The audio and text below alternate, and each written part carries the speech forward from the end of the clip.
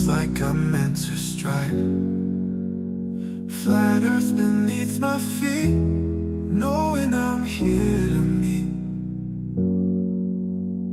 Ocean's edge, it calls my name. Purpose in this life's game. Horizons line so clear, God's love brings me near. Flat earth made by him, my journey long yet thin. Purpose found in every day, guided by his gentle sway. Mountains tall, they stand in place. Yo, folks, what's up? Good to see you guys. Thank you for coming. Glad you could make it. Hey, PJ, what's up? Good to see you, man. Good to see you. Oh, Yeah, it's good to see everybody, guys. This is only a pre-show because the actual show will start in about 25 minutes. Nice. But yeah, it's going to be interesting because Natch is obviously an upward rising earther, and I am a biblical cosmologist, definitely a stationary enclosed plane as the Bible describes. So it's going to be an interesting discussion. Yeah. So we have 53 votes already. Stationary biblical Earth versus rising pizza. Biblical 74%, pizza 11%, space testicle 9%, and donkey 6%. But yeah, it's good to see you all. Thank you for coming. Glad you could make it.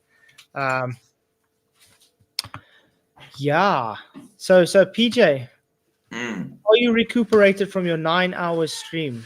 Well, I was recuperating while I was streaming because I fell asleep in the middle movie for 20 minutes. I woke up with Vicky on the phone, and I woke up like this, and everybody on chat was the same. I woke up, and I was like, I could feel, you couldn't see it, but I could feel the indentation of the keys on my forehead.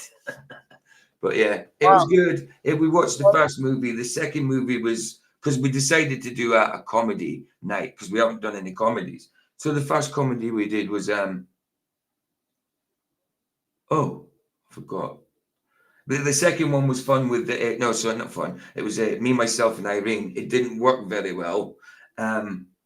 So because I fell asleep through it, I decided to do, because I was only doing 2 movies, but because I fell asleep through it, I decided to do another movie, get rid of the middle movie, and do another one. And we watched Army of Darkness. But what was the first one we watched? Wow, I can't believe I've just forgot when we watched the first one. Airplane. Airplane. Oh, awesome. Airplane. All I can say is rather you than me. But I might do, because I fell asleep in the middle one. I mean, I'm not doing a big one. Like I was doing 2 movies anyway, but like I say, it ended up taking 9 hours because we did a few hours on YouTube first. But because I fell asleep in the middle one, I'm going to do, after you've finished all your stuff, I'm not guaranteeing it. I might do a boxing documentary tonight because Dave Banner likes boxing and that. So I might do a boxing documentary. Just an hour, maybe 2 hours boxing documentaries. I'm not doing a 9-hour again, just a couple of hours. That's it. But yeah, why not? Why not? But this is about you. Your debate with. No, it's not about me. It's not about me, man. No, but you know what I mean. I mean, it's about the debate with Nachiketa. Yeah. What's up, Roger? Nachos and chicken tikka. Yeah, it sounds like a bad Mexican drink for some reason. It sounds like a cross between Mexican and Indian food. Sorry about all the noise in the background. I have to mute because what we do is we make food for children who can't afford food at school. So it's our turn tomorrow. It's like for 37 children. So there's a lot of noise in the background. Sorry about that. That's all right. It's all good. Just as long as they don't slip and fall or anything and they catch the audio. No, we made them some hot dogs and got them some chips, crisps. Nice. Yeah, I'm getting tired of people picking on everybody's kids, dude. That's been going on in FED just recently, and it pisses me off, dude. If people start going after my kids and accusing me of what they're accusing, that seems to be a norms though in this arena. I don't know why. Me neither. But yeah, I mean, I sorry about just don't. I can't see what can be brought up tonight which is going to make anybody what is going to sound credible at all. I can't see anything an upward riser can bring to the table that will sound even credible to support their theory. I can't. I just Well, at don't. the end of the day, they're pushing globe rhetoric. So Yeah, absolutely. It is. I described it to somebody last night. I forgot who it was, and they were like, "Yeah, that is sounds like exactly gravity in the globe." Like, there you go. Mm-hmm. That's it. Hey, Alfred, good to see you, brother. hey, good to see you guys. Yeah.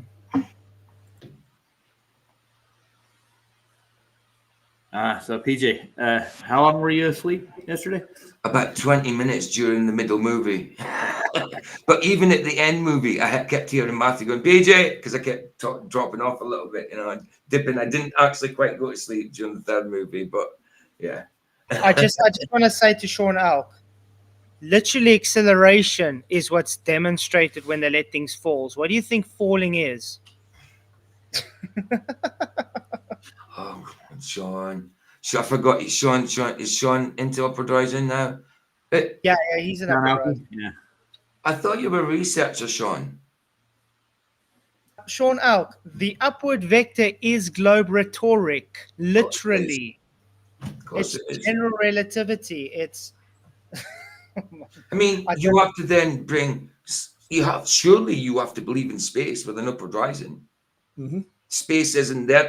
The globe isn't the heliocentric-ish narrative of it. I mean, surely you have to believe in some kind of space up there to be able to continue to rise. Yeah, and I just want to say, Sean Elk, there's always displacement. Me sitting here stationary is displacement. I'm displacing the air around me. Everything is displacing something. Everything is displacing something.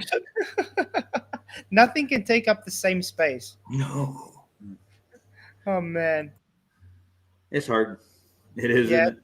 I mean, even in sci-fi terms, like if two people take up the same space, the same atoms, then something weird happens to them in sci-fi movies. You know what I mean? They know that much. But yeah, guys. The same space. But yeah, you guys can believe what you want. All I know is it's idiotic. I believe pollen gets pulled up to bumblebees from the air and sticks to them. I mean, evolution, when it comes to heliocentrism, evolution in the Big Bang, then evolution, the Big Bang tries to explain why everything's spinning and that. Upward rising, what started it up? I mean, did God just kick up the ice at the bottom, then run up the front, and is now continually running away from his own football kick? No, it's Buddha. He's running behind the earth and pushing it, or underneath it and pushing it up. But who's under it? God. Buddha. Oh, Buddha. I was going to say, because if it's God, then that makes it, you can't be under it. No. Well, Nachiketa has a Buddha on his avatar, so I had to throw that in there. Oh, yeah, of course. Oh well. You know, he almost looks a little bit like Tom Cruise, and Davy Jones mixed. Who does? Brian Cox. Oh, Brian Cox, right. Yeah. Do you remember the guy, the flat earther? I can't remember. He died now, but he made a good impression of Brian Cox. He's the Temu version. Brian Cox is the Temu version of Tom Cruise. He used to play in he used to play in, was it Bronski? Or I just want to play this quickly because I think he was or something. I can't remember. Because the upward rising earthers don't believe the globe pushes this rhetoric. So I just got something to play them quickly. His statement on screen while Brian Cox says it to him again. Okay. Apple doesn't hit Newton on the head because the Earth pulls the apple down. The apple hits Newton on the head because Newton accelerates upwards and headbutts the apple. One more time. Just in case. Just in case Dal doesn't understand. Apple doesn't hit Newton on the head because the Earth pulls the apple down. The apple hits Newton on the head because Newton accelerates upwards and headbutts. There you go. You know, Leo's looking at it now, right? Yes, Yeah, but dude, yeah, but that's my already point. You told me that Leo was leaning into. I actually did a stream on it because of this, because of the strength of that. The other night, you said that Leo was leaning into. He's looking at rising Earth, but you said he was seeming to believe it. No, I checked out the video. He was just looking into it. He said there was plenty of problems with it. He thinks they're silly as well. No, he's not. He's nowhere an upward riser. He just looked into it. That's all. That's And all. he already I did a stream on it. I did a stream on it, honestly, on that and video. he already saw issues with it. So. Yeah, he's seen issues with it. Which And we all do. looking at it. Which we all do. Mm-hmm. The fact is, unfortunately, I've got to say it, guys. Flat Earth and upward rising Earth is literally a psyop. It's Flat Earth society. Yeah. I think somebody thought I was drunk in chat because Baza says to him, no, it's PG, he's just Scottish. No, I'm not. If anybody thinks I'm drunk, no, I am just Scottish. Poor Rom. Rom obviously doesn't know why Dal doesn't debate me on this anymore. Yeah, he doesn't come around at all. He used to every week, didn't he? For like a month. Yeah, but you see, he got frustrated because he kept on showing he has to make up his own physics. Apparently, there's no such thing as a pull force. I know. Well, Vara came in the other day. That's why I didn't do it, because it was on that stream, right, Roger? I was doing a stream. It was for a movie, but we did a few hours in. We did about 2 hours on in YouTube fast with the topic, and the topic was Leo, because I thought he was leaning towards upward rising. So that was what I did. It was a top. I reviewed his video. So because I was reviewing his video and it was about upward rising. I do remember Vara and that came in because Vara's leaning towards upward rising, and it was getting into a big debate on it. And I was like, look, listen, this is a movie night primary, but we did have a topic of this, but it was more about looking at Leo leaning into it when he wasn't. It wasn't to get into the topic of upward rising itself, but it started getting into a debate. So I had to say, look, chill out. We'll make a separate stream for this because this is movie night sort of thing. But yeah, no. He's definitely not. He's definitely not leaning towards it. He's definitely not. He was just looking at it, and he already sees problems with it all over the place. Yeah, he said I remember watching part of it, and he said that it's stronger than gravity. Like, that was him joking. He was joking. Okay. He was joking about something. But I mean, like everybody, there's certain bits that you could say, well, that's a possibility. But then you look at the other. It's like, no. He already says there's too many. He says there's too many problems with it. He hasn't said it. He hasn't said he's an upward riser. Yeah, Leo's got a square head on his shoulders. Aye. That was the whole reason I did the video. That was the whole reason I did it. It was a topic just before I went on to the movie. But like I say, it was coming to the time for the movie, and Vara and that came on, and it got into a thing. And I was like, I had to stop it and say, look, we're going to have to do this on another day as a full stream, you know? Yeah. Upward looking to the upward rising. Yeah. I'm gonna start. It was a good stream, actually. It was a good stream out there. I'm gonna make everything in my room rise up and see what happens. We don't believe in electrostatics. So I don't know why I'm saying what's it filled your head with electrostatics. We don't believe in electrostatics. We call out electrostatics as well. So no, it's holding everything in place. What is RDD got to do with electrostatics? Is that nothing? Absolutely nothing at all.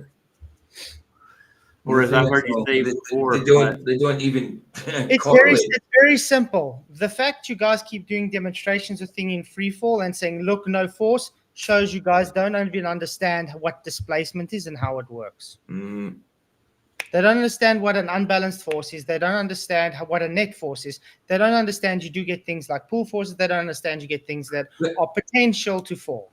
The last demo I seen was still a bottle, but it was on a trolley going laterally. You know what I mean? Mm-hmm. But yeah, it's sad. And I just want to say to all the upward rising pizza earthers, if you want to be condescending to anybody in chat, there will be no tolerance for you tonight. Definitely not. Are there self-rising pizza earthers? Yeah, Sean Elk is in here, Rom is in here, and all they're doing is literally insulting because they are, how can I put this, ignorant to physics. Because they listen to Daltardians. But it's just, And yes, I will call Dal a Daltard because he is a Daltard. Because he deals with everybody in Daltardian physics. Well, in a derp, a deltard. Derpity derp derp. It's moving because it's moving. We're moving cause we're moving. We're moving cause we're moving. No, I don't watch QNF's nonsense. The guy's just a. Oh, I know that. He's another troll. troll He's now. just a troll that's put into this arena to literally be negative. Troll everyone. It's not just QNF everyone. QNF is as, how can I say it? As relevant as a, I don't know, feather in Antarctica. Feather in Antarctica. No, QNF, I don't bother with that football. It doesn't. He I doesn't. can't listen to him. Flats. He's impossible. I can't stand his voice, dude. I think he does that on purpose. Yeah, but he's an idiot. Yeah. And all he ever does is misrepresent and strawman people. That's it. And then just call them, you piece of shit. That's it. Yeah, people can have discussions and disagree on things, Angela, and still be friends. Did you know that? Yes, we did. Absolutely. But people don't want to be friendly when it gets into this, do they? Nope. I'm fine. I'm fine with being friendly with upward risers, but they kind of get a little nasty sometimes or condescending. You know? The thing is, there's only if the upward rising earthers can dish out, they can receive. Let's put it that way. Do you understand what I do in a day? I don't. No, I don't know you, so I don't understand what you do in a day. No. What do you do in a day? I do a lot of things in a day myself. Rob, no, Q is not good at modeling anything. What he does is he takes globe rhetoric like sun, date, and calc, and takes a strawman AE map and then places people's what they say and misrepresents it and places it on there. That's called dishonesty. Yes, DB, he certainly is. Certainly is. I was on Discord last night. The guy told me the biggest proof for globe Earth is a sunset, and I'm like, all right. No, the debate's still going to happen in about 9 minutes. I'll be going over to Natch's channel, and then I'm going to be streaming it here. But that's when I'll get my coffee done. Then that's when I'll make my coffee. I'm just doing the changeover. But we'll see what Natch has to say. I'm still waiting for Mr. Z himself someday to man up and actually talk to me. Because he's going to take me down. After interviewing you as a friend, he's going to take you down. It's coming for me. Ooh. The new king of flat Earth, buddy. Just remember that. Maybe you should try doing a different thumbnail. So, no, some people do just keep the same thumbnail. It's all right. Some people don't do thumbnails at all. You know? It's cool. It's cool. I would not want to be king of flat Earth. I'm just telling you right now. It's fine. If someone just wants to, it's just me messing about. Thank you, I Matthew. just like to get different ones up there. Sorry. Thank you, Matthew Eastman, for your $5 for chat. He says the Bible is only a few thousand years old. Give the world a chance to catch up. That's a good one, actually. Thank you for the super chat. You rock. Oh, man. Yeah, guys, I don't think I will ever be watching Jaren's content again. So no. It's horrible now. No. Especially how extra disgusting he's become now. I mean, I wonder how he's going to. I mean, I know he's always been a glober now, but I wonder how he's going to adapt to the knowledge of the globe because he's been talking so much flat earth rhetoric for a while. All he's going to do now is, yeah, guys, people are smarter than me, so I'm just going to accept it. You know, like all the So after acting like a really alpha type of dude, he's got to sit down and be a cuckold. Boy, Jerry, who's that? It's some dude that puts an ism next to his name. But remember, I told you the infighting is going to start with the TFE group. McToon actually placed like a whole thing saying Witz talking rubbish that he didn't get the internet 18 hours and blah blah blah. Yeah, they're calling him out on his lies. Scripted. Yeah, this house is crumbling. I guess the TFE is not really that cohesive, is it? Nope. Now there's a lot still to come. Okay, let's see. See if I can go to his StreamYard. I remember the morning they got down there, Nathan put out a little video of just the sunrise in England, big orange sun right in the sky. He says, "This is what the sun looks like." Ding. That was the end of that little video. Like, all right, I got it. It was easy. Hey, Anthony's here. He certainly is. And then, Okay, I am in his StreamYard. Now we will wait when he says hello and all that stuff, and then we'll take it as whatever he says. cool. Oh, shame. QInf is already in there calling me a POS. Oh, you sure he's calling you it and not shouting you it? Oh, he's shouting it probably. Hey, Nat. Yes! Whoa. Dude. Sorry, that was me doing a Q&V. Sorry, did that just blow everything up? Yeah, wait, I'm on. Oh, sorry. Okay, I'm just going to. my bad. Okay, is that better?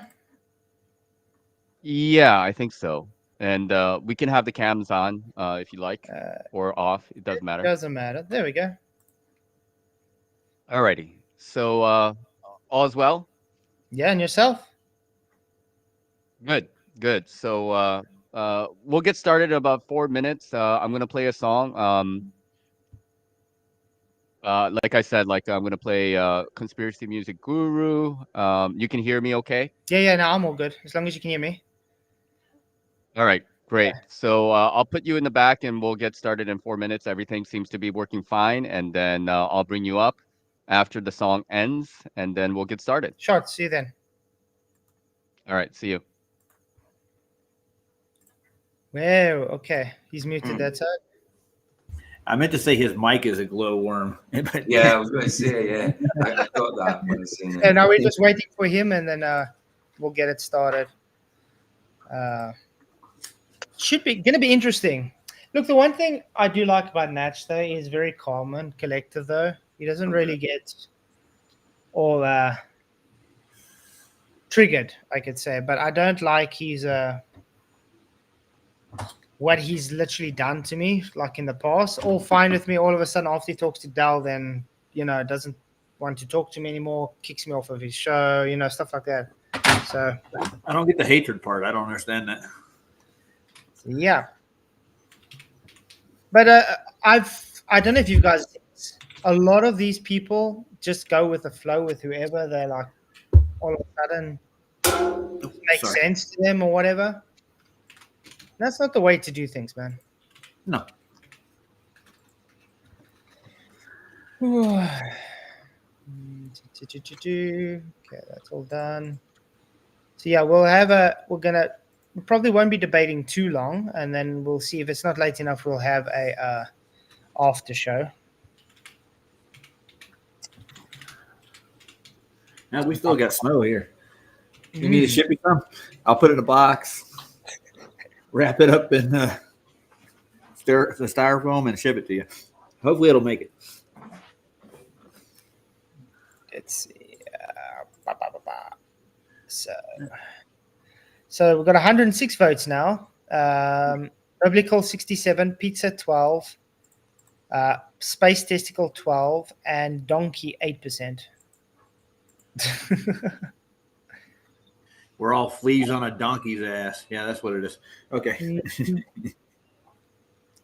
The thing is, sleeping, upward rising Earth actually hinges on gravity, on the globe's gravity. So it's the same retardation as what the globe pushes. It's literally just flat Earth society bullshit. It's as simple as that. I have two rocks here of lodestone. They attract each other. Does that mean gravity's real? It's a mask. Jesus Christ. I was going to say donkey testicle, but the option wasn't there. You wouldn't want to offend people, Flats.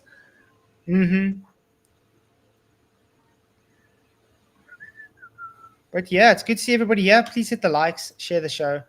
I mean, we got 140 people watching. I'm sure we can have more than 38 likes. What's going on?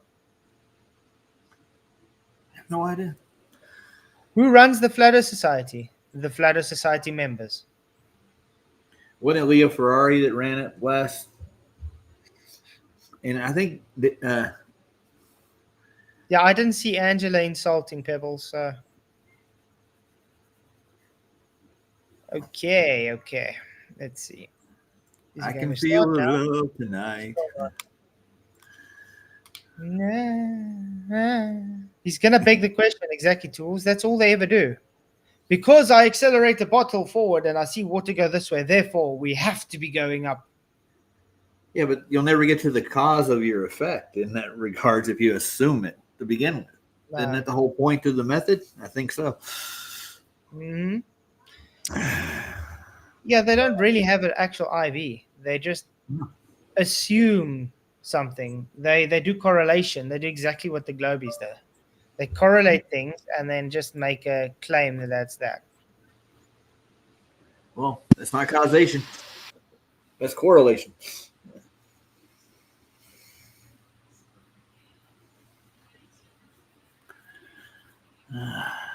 Exactly.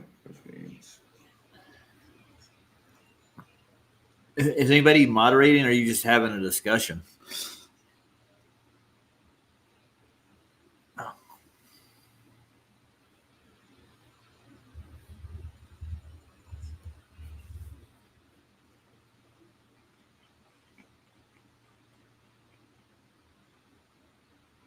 That everybody's seen. We've seen this photo 1,000 times upon our TV screen.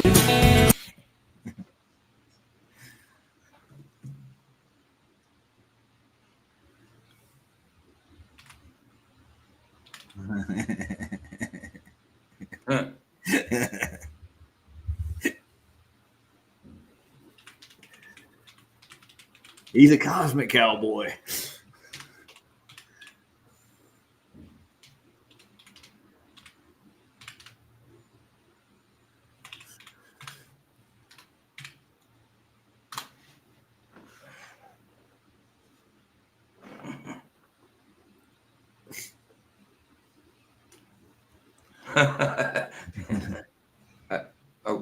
Do we need to mute right now? No. I think All right, said so we could talk. I wasn't sure. So how's your afternoon been, PJ? Oh, I was sleeping, to be honest. I was sleeping up till about midday, and then because I didn't come round till I didn't stop streaming till we started at about 6:30, I think. So yeah, about midday. Oh, man. Hey, Carl, good to see you, man. Good to see you. Everybody's in here today. Your boy's in here. And 127 people watching. Fair play. Good gravy. We're becoming I'm getting 50 people at a time watching me and Rumble on movie nights. It's pretty good. Some of them I don't know, obviously, because they don't come in chat, but they're there. When you were on, I was at work. I was just listening to it. I know. I noticed you were work. You did say. I can't watch a movie and work at the same time. If I could, I would. You have a pair of glasses, put strings in, watch the movie as I'm going. Or I could get the metaverse tapped into my brain. I could watch it inside my head. I think I've played that one before, Flats, and I never got busted for it. I'm not sure. Some of them I have. I get copyrighted every single video, but it's just one that doesn't affect you. Sometimes it affects certain territories like Belarus and Russia. I don't mind that. But when it affects like US, I have to change it, because the US is most of my subs. I'm looking at Pebbles, her avatar. It looks like it from the movie, maybe. So they should play that movie. I don't know what John it is. Goodman? The Flintstones? Oh, for goodness sake. Yeah, no. No. I want to look at her channel. No, Ryan got his way last night. He got Army of Darkness on, so I hope he's happy. And he fell asleep through it. Did you like it? It was all right. It was all right. I was kind of drifting off a little bit, but what I seen, it was all right. Yeah, I own it on VHS, but I don't have a VHS player hooked up anymore. It was different from the first one. Oh, definitely. Oh, yeah. Are they making him wait this freaking long? What kind of introduction is they doing? I know. And then Here we go. ding, ding, ding. Hit that button. That's Josh Monday in it. Yeah.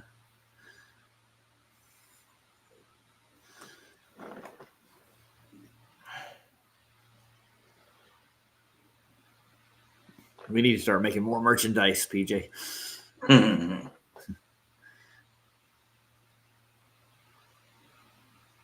I know a guy. Okay.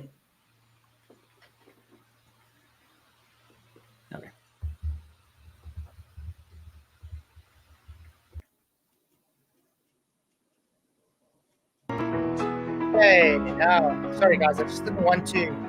I wasn't happy because I might get copyright strike. Namaste, everybody. Welcome back to Nachiketa's live here. And today we have Flatzoid with us. How are you today, Flatzoid? Okay, and yourself, man? How's it going? I'm doing all right. So you called me and Z out. So I'm going to give you the first move here, right? So that's why we're having this conversation today, right? Actually, it was Z that says he's going to destroy us. He's coming for me. So I was hoping he would come as well. You're afraid? I'm so afraid. I'm shivering in my boots that I don't have on. Okay, so why? So let's get started about like what you want to talk about. So again, the floor is yours. What do you want to talk about? Yeah, what's his issue? What's your guy's issue, though? I have no idea. I guess we have some discrepancies about our beliefs about whether or not there is a 24-hour sun in Antarctica. Is that the first thing to talk about, perhaps? Yeah, like my belief is I haven't seen evidence that there is a 24-hour sun. It doesn't really matter if there is or not anyway.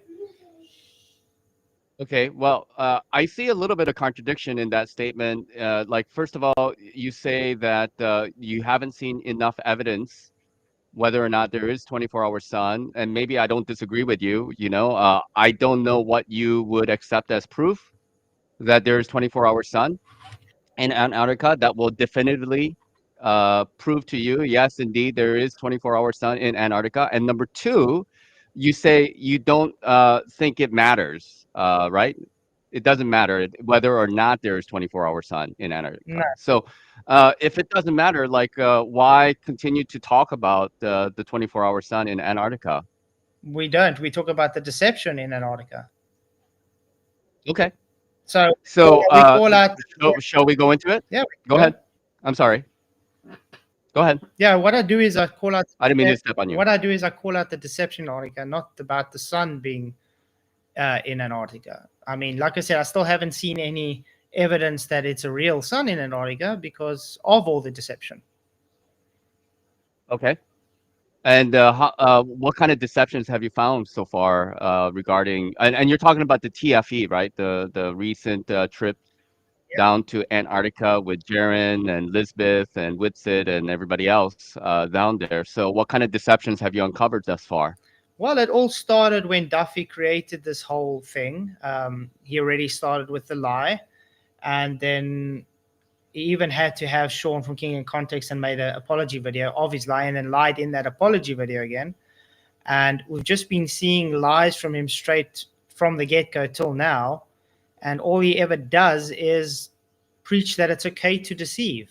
And then we get Whitsit the whole time showing he doesn't stop lying about everything. And Jaron as well. And why should we trust anything that comes from even McToon or McKeegan and them in the first place? Okay. So let's address these various issues one by one. So let's talk about Will Duffy. in the first place, and then I think you're referring to his conversation with Kingdom in Context, correct? Mm-hmm. And then basically, Will Duffy was, saying to Kingdom in Context, "Hey, are you going to Antarctica with the final experiment thing?" And Kingdom in Context said, "Well, I'm not sure." And are you a part of that or something to that effect? And then Will Duffy flat out denied it at that time, and then he later on recanted, and then gave kind of an excuse saying that it was a kind of a surprise thing, and he gave his like a excuse of. It's kind of similar to keeping a secret to your daughter's birthday party, and then you knowing the facts. And if your daughter is asking you if you're going to have a surprise party for me, you're going to lie to your daughter for the effect type of deal, right? No, that's a total different. But one situation, second, what? I apologize. One second. People are saying that the sound is no good. Flatzoid is muffled. You're muffled, Flatzoid. Can you fix your sound a little bit better? Let's see if I can make Because it is muffled on my end as well. Yeah, I don't know why it does it. It won't on StreamYard itself. It won't let me change my mic settings. Okay. Unfortunately, Okay. One StreamYard doesn't second. work. Because it's. Can I do the reduced mic background noise, please, Onion? Yeah. Try. Okay. See if it works. Test. Yeah. Is it better? Testing 1, 2, 3. Because unfortunately with StreamYard, I don't know. My PC doesn't like StreamYard at all. It won't let me change any mic settings or anything. Okay, well, I think this is the best thing that I can do. It's and then we can just raise your volume up a little bit, maybe to 111. Okay. I think it's about as good as it's gonna get. Okay. Cool. Okay, so let's get back into it. So Will Duffy is a liar, according to you, and then and then he did lie, and then Kingdom in Contact, Sean Griffin asked him to swear on the Bible twice. The next time they were on live together, right? Yep. Okay. Anyways, so you were saying that I think you mentioned something about Will Duffy. Will Duffy is incompetent. Yes. Right. Definitely. So you feel that Z and I are overestimating Will Duffy's prowess. Yeah. His ability. I think you guys give him too much credit. Okay. Like All right. And what evidence do you have in regards to our overestimation of Will Duffy? Well, let's first put the formal invites, for instance. Apparently, I was invited, but I wasn't formally invited. The guy's so incompetent. Okay. Can you clarify that? Can you clarify what that means to you? That you were not formally invited?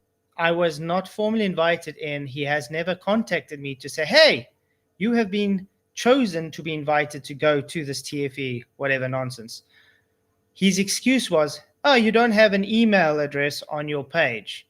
Weird, because he could have just asked for it. He was in my chat many times. He could have asked for it. He even super chatted on Jaren's and stuff when he asked that super chat, which he could have asked, "Can I have your email address?" Could he not? Not to mention, he was talking to McToon way before then and gave him the list of people he did not have emails for. McToon had my emails for at least 2 or 3 years by now. So, okay. Incompetent. So can I ask you real quickly? Have you ever reached out to Will Duffy yourself? Why would I have to reach out? He was the one inviting me, not the other way around. Well, he was, I think, like with the golden ticket, and forgive me if I'm wrong about that, but before the whole TFE started, he was inviting any flat earthers if they were wanting to go, any flat earthers. So I'm just asking whether or not you reached out to him, because you did have a conversation with him, didn't you? And I still see it as a joke. The whole thing was a farce, man. He already chose Lisbeth before the thing even started. Everybody, you can even ask the people. How do you know? You can even ask the people that were on there wanting to go. He just randomly just kicks people off that he didn't. He already chose Lisbeth from the beginning, just like he actually chose Jaren and Whitsett from the beginning. This whole thing was planned.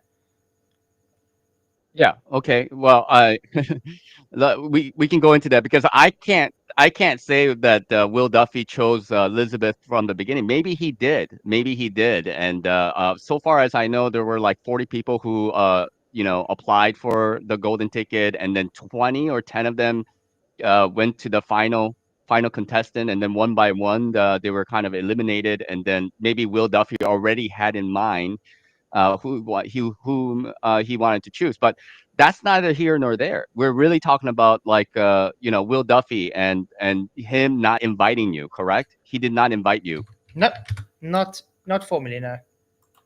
and then he made a claim that he did. He made a claim that he did invite you. Yes. Okay. All right. So what is up with that? Are you upset that you didn't get to No, go no, to no, no. Antarctica, or I'm happy that I never would went. you have accepted? Would you have accepted going to Antarctica by with Duffy? No, No. because Okay. I don't take So it doesn't matter then.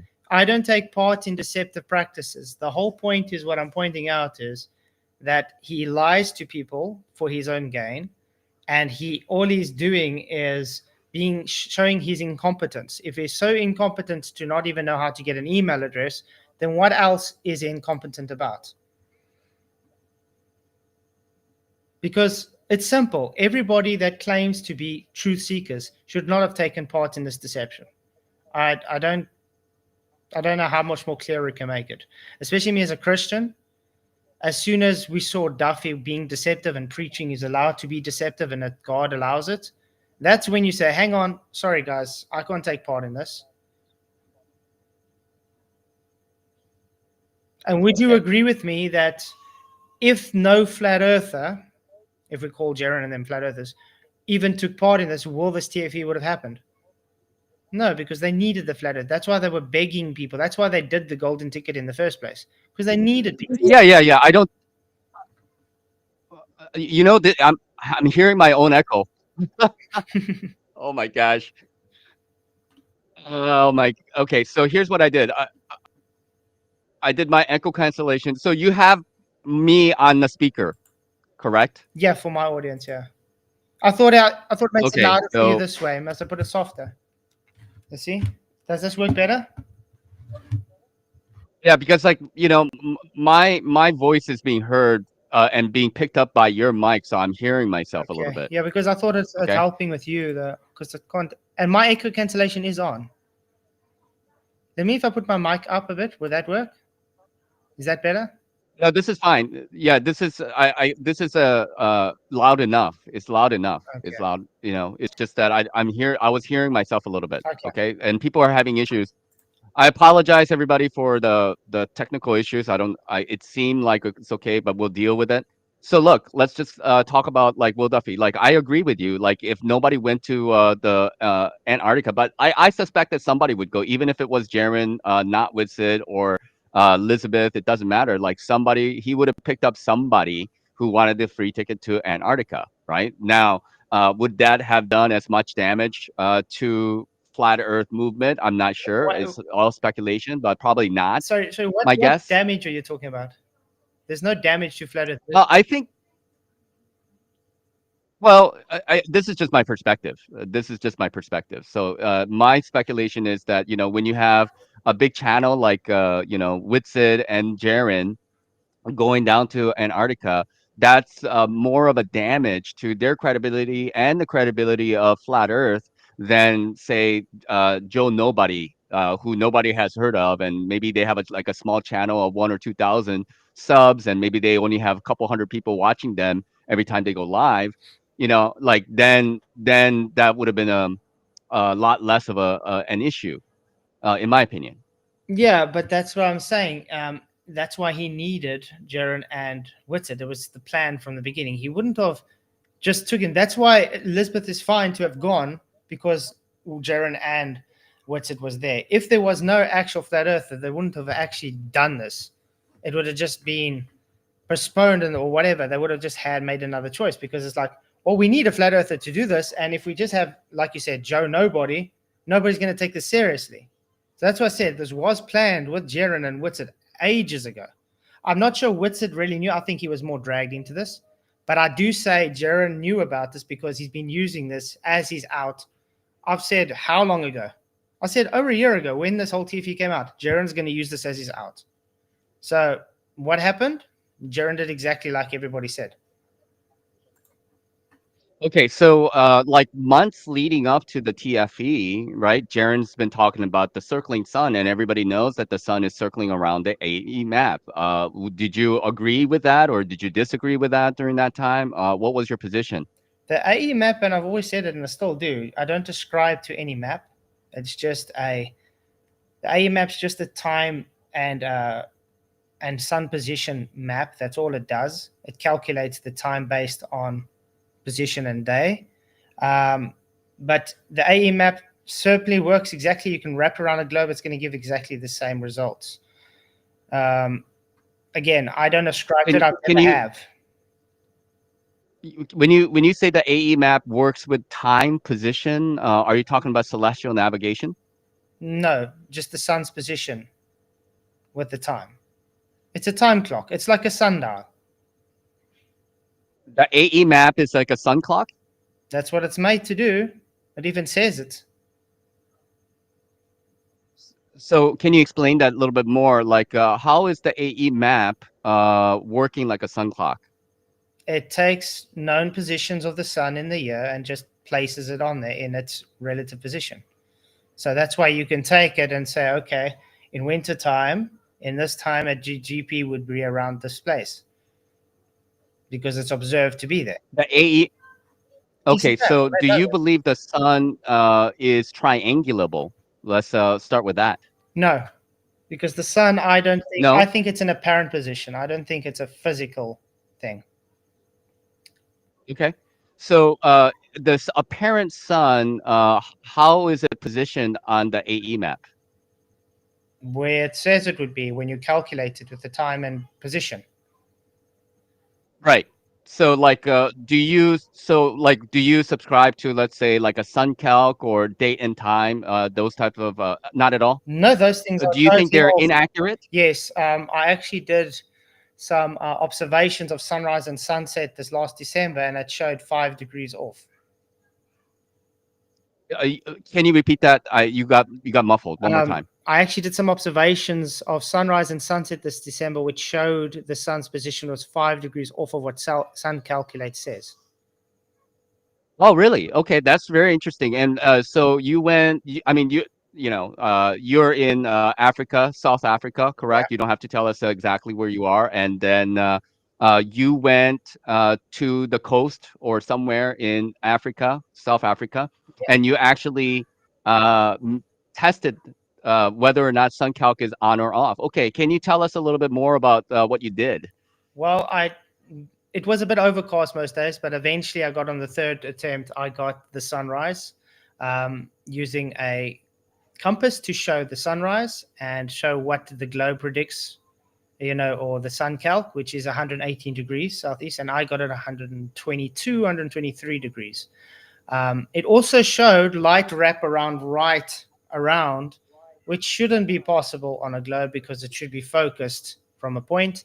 And then when the sun set, it literally looks like it comes back over to the ocean when it sets.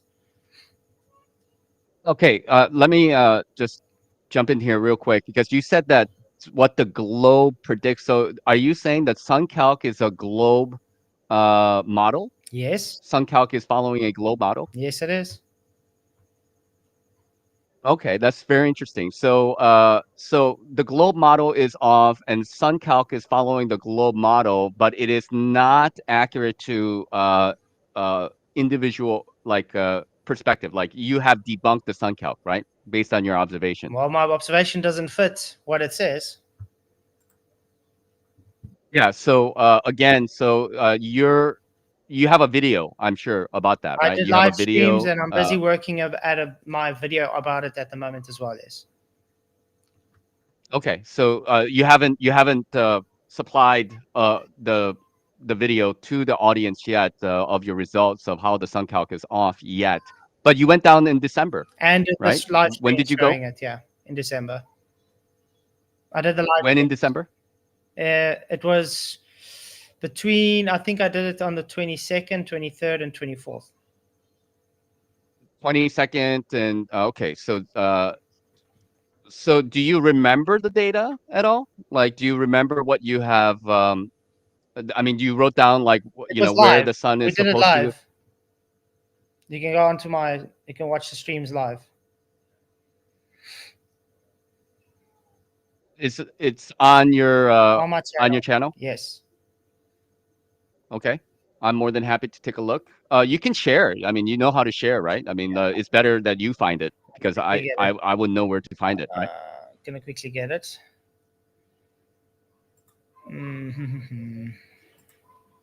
So you went to what? I mean, like what part of I went Africa to did you go to? KwaZulu-Natal. So that, yeah, like Cape Town. No, KwaZulu-Natal. It's in Cape Town. Durban area. Let me see. George, Cape Town, Port Elizabeth. No, it's KwaZulu-Natal.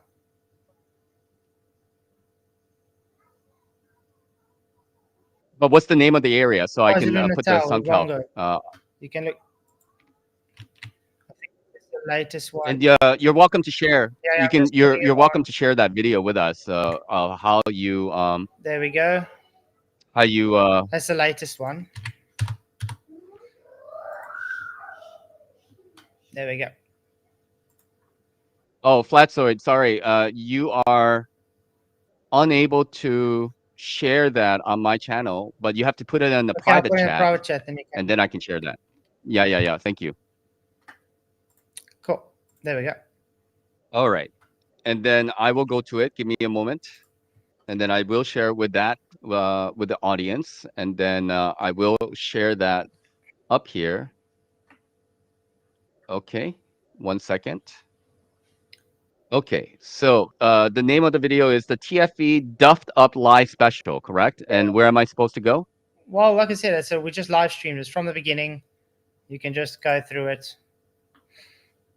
Okay. You can see because we were talking. Can I play it a little bit on the fast side? I'll play at 1.5 speed, okay, if that you don't mind. Where it specifically. Morning. Young Blood Ancillary, good to see you all. Yeah. 122. Go to 29 minutes. Go to 29 minutes. Go to 29 minutes. 29 minutes, okay. 29 minutes. It's around about there. Here? Yep, that was with the sun was rising, and it was supposed to be 118 according to SunCalc. Okay, so this Need is to know whenever you 100. live. So at 118 southeast, that's where the sun is rising? No, that's what the SunCalc says. Oh, okay. SunCalc says that it's supposed to be rising at 118 southeast, correct? Correct. On December when? When was the stream now? December 24th, did you say? 23rd? It was that time. It was 25th of December. This was on Christmas. Oh, okay, 25th of December. And again, can you give me the exact location? Uvongo, KwaZulu-Natal, South Africa. Can you type it in? You're so muffled, I can barely hear you. This is really unfortunate.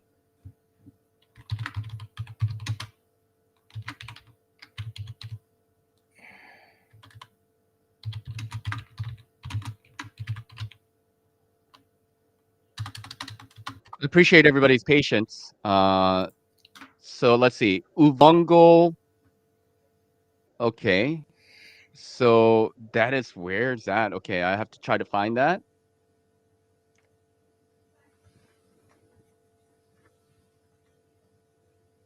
Can you tell me if that is closer to Cape Town or Very far. Port This Elizabeth? is more Durban side. Okay. I found Sadat. Okay, let me hold on 1 second. Let me get rid of this for a second, and then let me share. You tell me where it is. Okay, where do I need to go? Go to. You see where it says Durban? Yes. Yeah, it's around about there. Okay. Okay. So Durban. All right. So again, are we looking at sunset or sunrise? Sunrise. Okay, so sunrise, we are, according to this, it says 5:53 or 4:53:57, and the sunset is at 6:58:25, and the degrees right now is at 117.31, right? That is just about the sunrise right here. Okay. Okay. All right. So let's take a look at your video.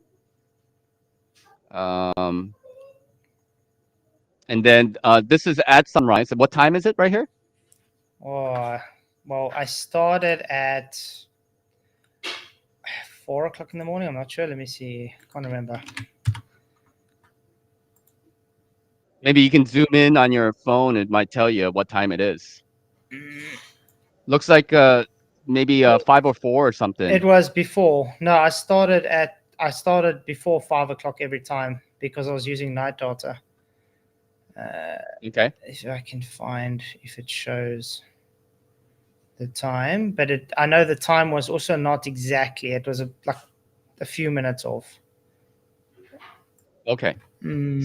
Okay. So shall we watch it, or do you have anything more that you need to say?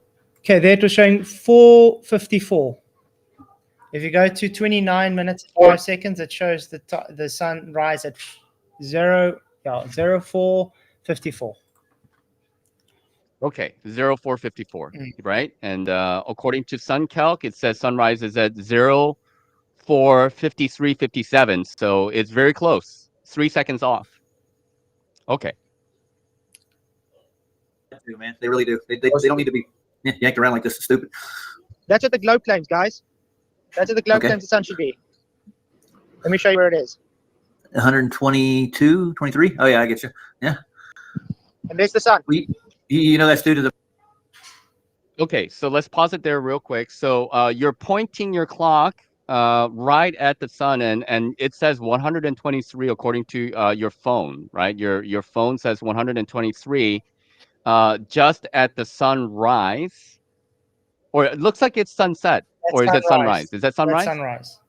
Okay, sunrise, and according to SunCalc, it should be 117.56. So there is some discrepancy there, right? Yeah. So what is more accurate? Do you think you're more accurate, or the SunCalc is more accurate? Observation's more accurate, obviously. Okay. Obviously. Anything more you want to say before we continue? No, that's all I got. Unless you have issues with it. I mean, I guess the only question that I have is that, like the phone, in the directionality that it is pointing, it shows you the degree, right? So if you change the directionality of the phone, then it changes the degree, right? Yes.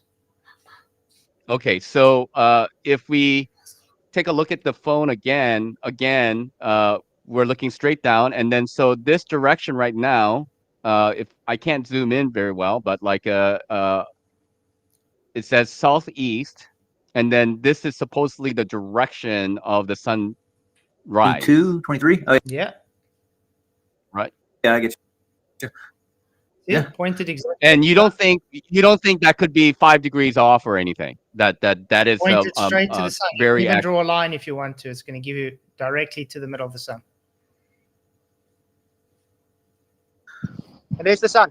Even you know that's due to the magnetic declination. That's why you can even go on Google Earth, and you can pick up that balcony, and you can see exactly what it would measure from that balcony off. It's the carport to the carport, I would say. The roof port to the left is where the globe says. To the right is where mine shows, where the sun is. Yes, but the other question then is that it says southeast, so it is rising from southeast as SunCalc doesn't matter. It's so 5 this degrees idea off. of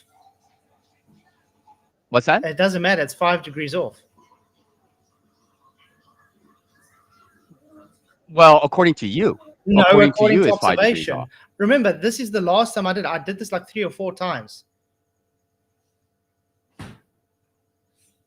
Okay, and why do you think there is that discrepancy?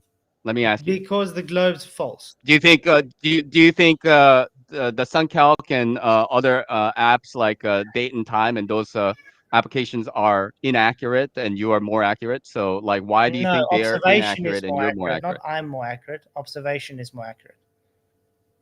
I don't know why you're trying to defend a globe app, by the way. I thought you're a flat earth. I don't think it's a globe app. I mean, I mean, like, it's funny that you are making these type of accusations because I believe the Earth is level. I Okay, believe the so earth is Earth is level as level well. It's first and horizontal. foremost. I agree. But why are you fighting for a sun calc that's based upon a globe?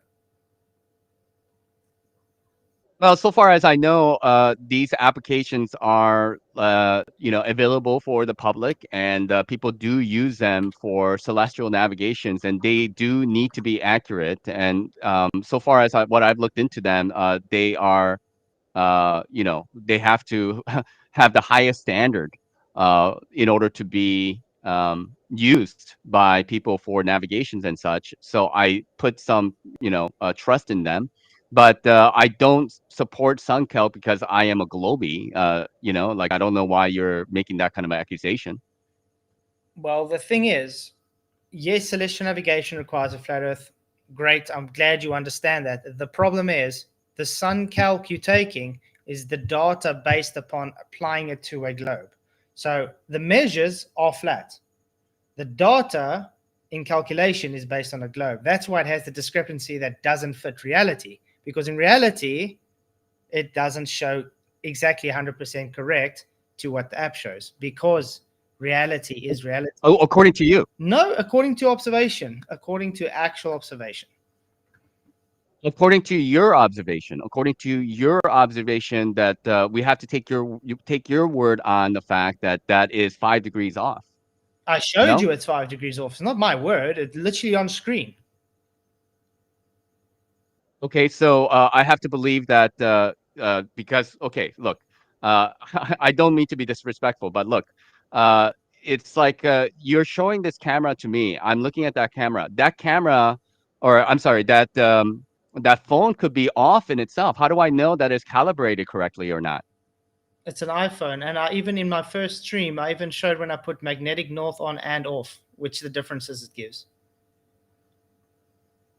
And by the way, before you say anything, that's a wooden chair it's sitting on. What was that? Level. Can you repeat that? Wooden chair? And it's sitting level. And yes, it is calibrated. Okay, so so this is a wooden chair. Why is that important? Because magnetic field changes. If it was next to metal, it would change the reading. I see. So this is not metal. Okay. Calculate it. You gotta keep moving it. 23, 122. It's around about 122, 123, guys. Right. Yeah. Right. So yeah, not everybody's perfect, Flats. They're not perfect. They can't get it right all the time. Okay, is there anything else we need to see about this? No, you're the one that's got issues with it, not me. Like I said, I just show observation that shows the globe false.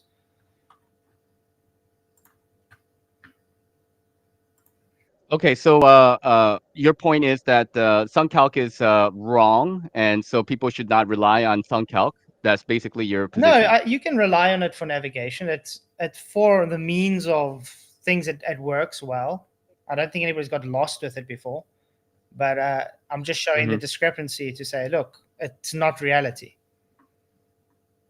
Okay, so the reality is that they are at least 5 degrees off, and thus it just completely discredits any information that SunCalc has to offer. No, I never said that.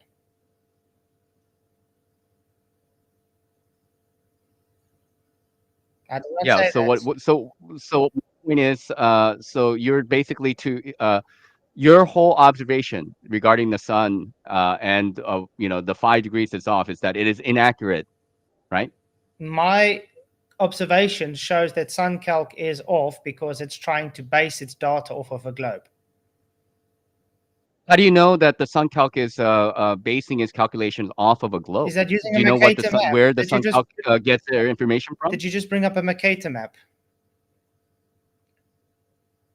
Yeah, it's on a Mercator map, but you can use it on any coordinate system. You can make it into any shape, but as long as the coordinate system matches the observational data, then it matches, observation. And right? reality doesn't match what that showed on SunCalc, so it's not my issue. It's your issue that you're trying to accept a globe data system over observational reality.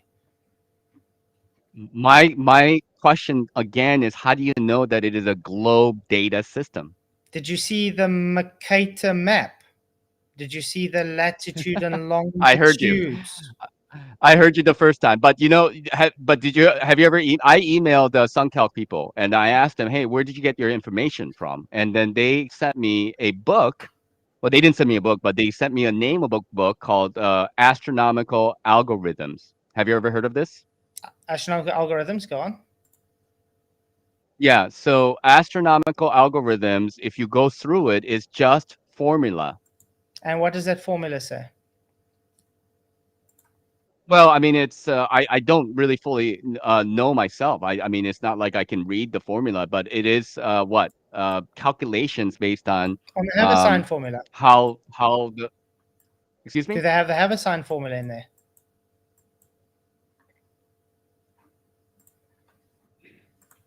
One more time. Do they have the Haversine formula in there?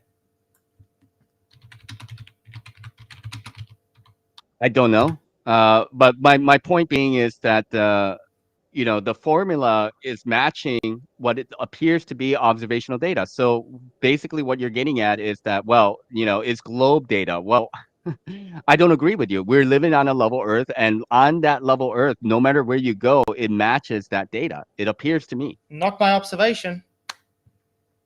My observation shows that false. It shows the data on something to be false. All right. So basically, we're going to have to just move along from this conversation. So according to you, based on your observation that the SunCalc is off, SunCalc is wrong, right? By what? At least 5 degrees, if not more. And then you also believe that it is a globe data, which is, I also think, is very strange. All right. So what else do you want to talk about? Do you want to talk about anything else that is fake about Antarctica? What other things have you found that was fake about Antarctica? You don't trust Will Duffy. I don't trust Will Duffy. Okay. And that's fine. But what has he lied to you about? About you being invited? He said that you were invited, but you were not invited, right? That's a thing. So you proved that. Yes. I think they have different. I think they have different things in mind. But what else? Like he lied to Kingdom in Context, which I also covered. Which maybe a big deal, maybe not a big deal. And then he talked about what, like lying and deception is okay according to the Bible. But I think that could be. I'm not saying that it is. That could be taken out of context. Also, is that also possible? What's taken out of context? I mean, like at least from my conversation. How is it taken out of context?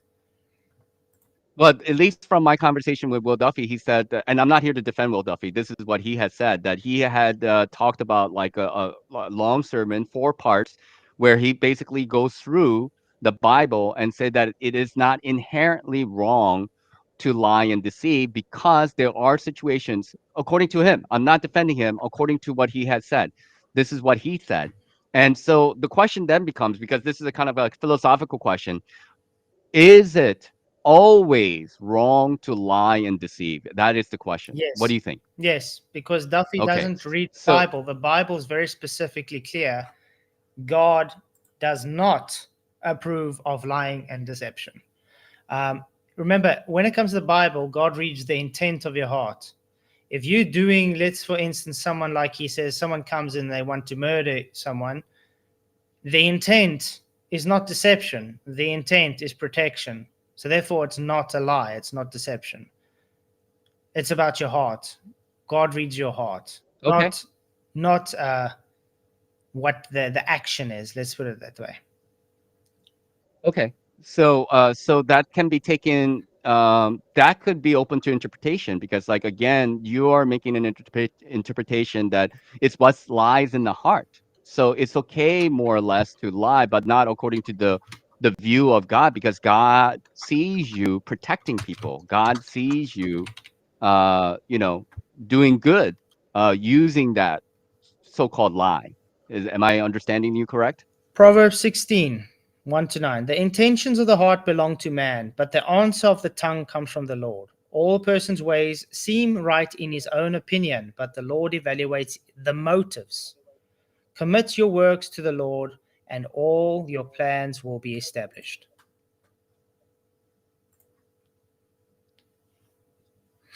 So it's the intentions, ultimately, Yeah, intentions right? of your heart.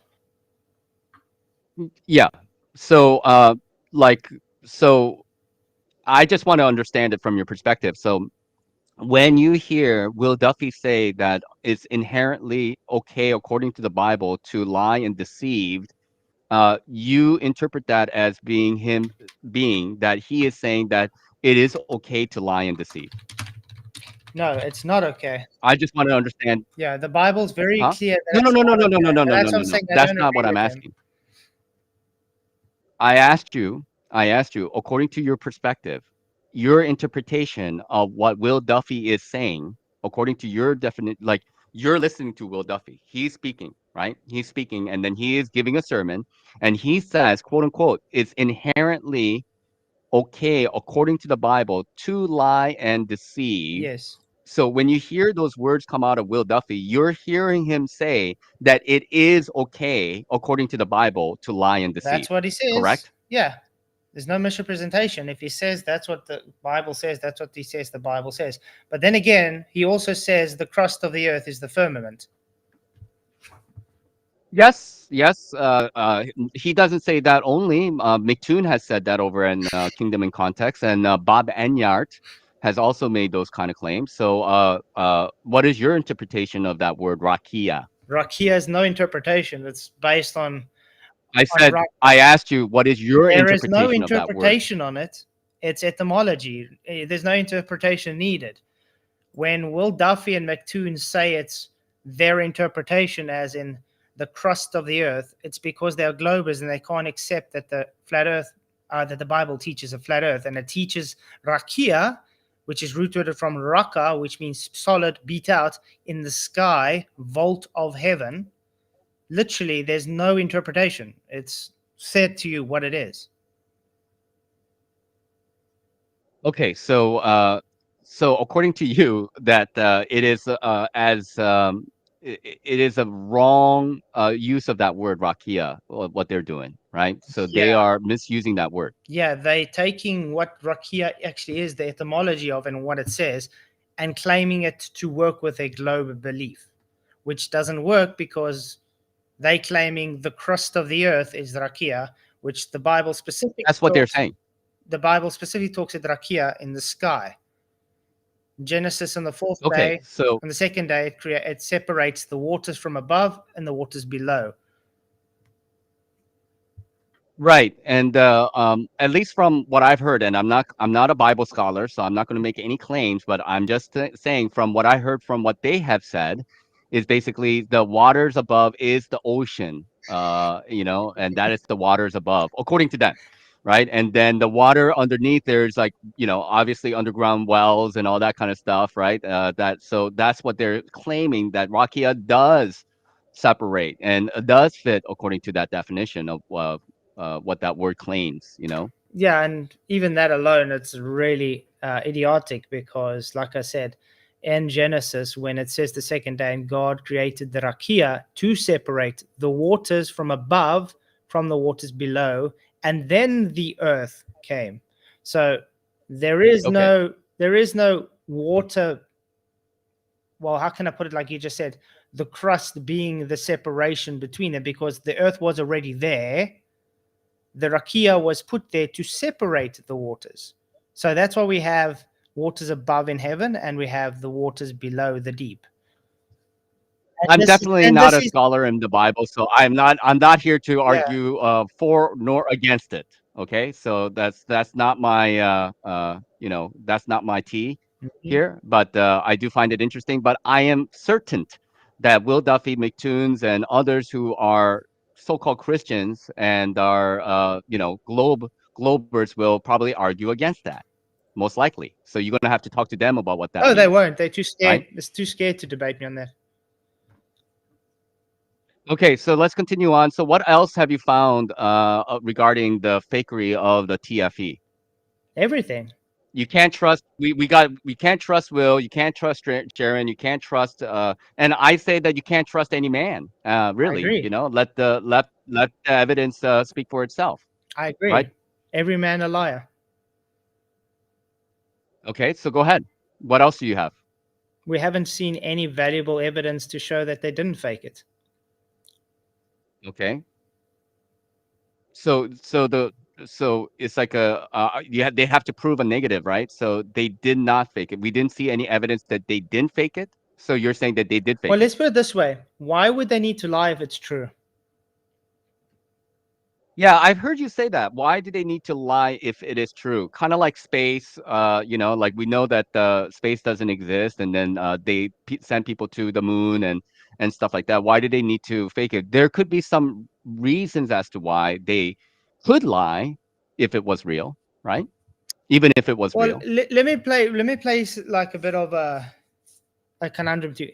If you were a Globie and you know you had to go there and you saw the sun setting, okay? Don't you think it would be much better for them to think, okay, let's lie about it, because think of the chaos that will happen. First of all the textbooks will have to be changed. Everything will be shown wrong.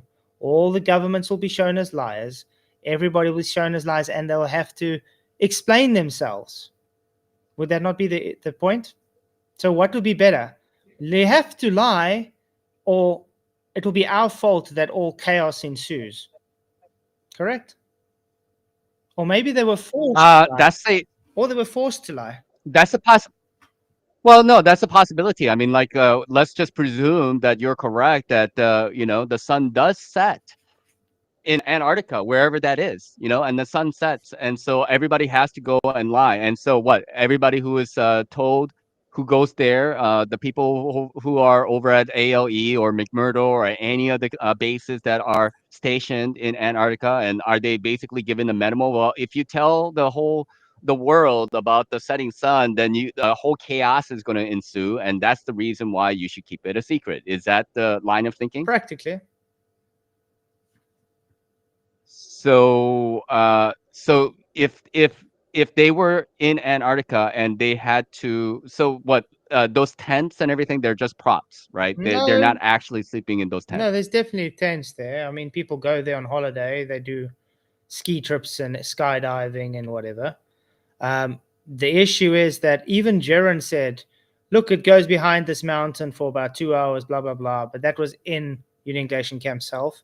And then we even had McKeegan, when I was talking to him the other night, he even said, a bit of a faux pas, yeah, we recorded it going down, and then quickly went and fixed himself, saying, no, above. Why would they make such kind of faux pas statements like it's going down when they're saying it's not going down? I don't know. I'm not even going to start, you know, trying to answer those questions, but I do want to try to answer the initial question about, like, why would they need to feel the need to lie if it was true, kind of deal, right? Like, why would they need to fake it, right, if it was true? So there's a couple things that kind of go through mine. Like, there's two line of thinking. One is that it is real. There is genuinely a 24-hour sun in Antarctica, wherever that may be. B, there is not, right? That's pretty easy to understand, right? So the people who deny the 24-hour sun, their line of thinking is that, well, it's not possible because the sun is circling around an AE map. No. Some people may think that. No? Okay, why not? This is the issue I also have. You Where guys are like strawmanning everybody and saying, because of the AE map. It's got nothing to do with the AE map. Okay. Again, I'm going to say it like we said all the time. It doesn't matter if there's a sun or not. The Earth's still flat. It doesn't take away the fact that we don't measure any movement of the Earth. We don't measure any curve, and we have an enclosed system. This is measurable. It's observable. What the sun does is just what the sun does. It's not going to change the fact. The fact we are just pointing out that it seems more likely that they faked it because of these things instead of showing us truth. Because of all the deception, why should we trust anything they present? Yeah, yeah, okay. I understand that line of thinking. Okay, so like basically it's a matter of trust issue. So like this is one of the things that people were bringing up, and again, I'm not trying to strawman. You're welcome to correct me at any time. So like the line of thinking for like people is like, well, there is no possibility of a 24-hour sun. If there were, then we would have like genuine 24-hour footages years ago, and a lot of them that we looked at are doctored or edited. And what's the best evidence that we got? We got Anthony Powell's a year on ice, right, Antarctica year on ice, and even that has issues with the 24-hour sun. Okay, so I understand that argument. However, do you think there's a possibility, because like for a very long time, would you agree, let me just ask you, would you agree, for many years since the beginning of the flat earth, and I would say the beginning of flat earth really started around 2014, like the movement of flat earth, the The recent new movement of movement, flat I'd earth. say the new movement. There were flat earthers before that. Yeah, yeah, yeah. Yeah, of course, there were flat earthers 100 years ago plus, and then there were flat earthers, but the recent iteration of flat earth began around 2014. Yes or no? What do you think? Yeah, the new movement, Yeah, yeah, that's what I the just said. digital age movement, you can say. Okay, the recent digital age movement began around 2014. And again, I'm going to name some names. It's like Eric Dubay, Matt Powerland, and then Mark Sargent. Those are the main ones, at least for me. And then Jaren came along soon afterwards. Okay. Mhm. So for 10 years, for nearly 10 years, we were all, not we all, but a lot of the people, probably 95% plus of who identified themselves as flat earthers, followed the AE map and the circling sun. It was promoted by Eric. It's promoted by Mark Sargent. Let me finish. It was promoted by Eric, Dave Weiss. It's promoted by Jaron. It's promoted by just about everybody within the flat Earth movement. Yes or no? What do you With think? those names, the ones we all call chills. Okay, that's fine. That's fine. That's irrelevant to what I'm talking about. They could very well be, and I may not even disagree with you. The reason I'm saying why it's relevant is because they've been called out about this many years by all flat earthers, and yet they kept on doing this. And that's why I find it really odd that those people that were the ones worshipping this AE map as like the model for flat earth are the ones now throwing everything away and trying to belittle all flat earthers that tell them this. Yeah. So again, I'm not in disagreement with you about that. But my point still being, because I still have to get to my point. My point being is that it's been pushed by the prominent flat earthers, whether you call them shills or not, it doesn't matter. And then vast majority of people who identify with flat Earth, they follow that. That's what I want to try to get an agreement on. What do you think? Yeah, you must understand a lot of people that just get into the subject, they follow a creator and then they're influenced by them. So a lot of people are influenced by their follow creators. That's how it works. Sure. But This is part of what we're doing, like what you're doing, what I'm doing. We are quote unquote influencers because we get online and we talk to people, and you have a certain influence of the people that you talk to. Yeah. I have a certain influence over the people I talk to. Yeah, but correct? people still have to go on their own and just not accept anything that is shown, that's said to them. And that's why, unfortunately, you get a lot of I agree. Fake and gullible people. Whether you say it or I say it, it doesn't matter, because there are a lot of gullible people. So you have a responsibility to be as accurate as you possibly can. I have a responsibility to be as accurate, and that responsibility falls on every individual who put themselves out there. Correct? Mm-hmm. Everybody's got a responsibility. So, excuse me? Everybody's got a responsibility, and that's why we call out deception. That's why we call out the fakeness in this whole community. I think that's a good thing. I think we should be calling out whomever you might be. I may be in disagreement with you of things, but if you believe that somebody is being deceptive, you should point that out, and then you should show the evidence how they're being deceptive. Correct? I agree with you. Mm-hmm. Okay, great. So again, if I may try to finish my point, is that vast majority of the people for a number of years, 5, 7, 8, 9, maybe even 10 years, even still now, they follow an idea of an AE map with the circling sun, because the very prominent flat earthers have been pushing it for a number of years. Now, for 10 years that people have been, let's just say, vast majority of them have been following this idea of the AE map with the circling sun. And because of that, and even Jaron himself, prior to the TFE, he was pushing the AE map with the circling sun and how the sun can go to Antarctica and do circles around and go to, Africa, South America, etc. We heard the rhetoric over the months. Okay, so what if there's a possibility? I'm just saying, what if there is a possibility that the powers that be know where the consensus is within the flat Earth community? They understand where the mind is as far as the vast majority of the flat earthers, Overton window, right? So thus, if they understand the mind of a flat earther, and let's put a percentage of it, be very generous, I say 95% plus, follow the AE map with the circling sun for a number of years, and then they found somebody, no, I don't agree not with you. 95% I plus. don't agree with you. Okay. Most of the flat earthers I've Okay. ever spoken to don't push the AE map as a model for flat Earth. Oh, okay. Most of the flat earthers that you speak to do not push the AE map. Nope. What map do they push? Not as a model. That's what I'm saying. Nobody pushes a map as a model. We've been very clear on this for many years. It's a reification fallacy to try and claim your map as a model, as reality. Well, I understand that maps and models are different, but do correct me if I'm wrong about that, because like map is like a map. Like you can have a Mercator map, you can have a AE map, you can have a bipolar map. These are maps, and the model is what goes on top of it, of the circling sun. That can be a model, right? So the map and the model are different things, as far as I know. You can model a moving sun over the map if you wanted to, but that doesn't make the map a model. That's just you modeling something out over a map.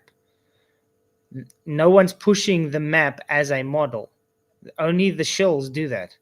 And this is in my point I'm trying to make. The people that's been pushing the map as the flat Earth model have been spoken out against for many, many years. Those are the people that is literally now taking part in this TFE, how can I say, extravaganza, trying to defend it as truth. Don't you find that odd? I do find it odd. And what I do find odd is that a certain model has been propagated. And this is my main point again, that certain model has been propagated, and majority, again, you understand the word majority, more than 50% is a majority. Okay. So when I say in my calculation is probably vast majority, and I say about 95% plus, but I think I'm being lenient, but you're saying that that number is probably incorrect. So you can give me a better percentage about what number of people actually do subscribe to the AE model.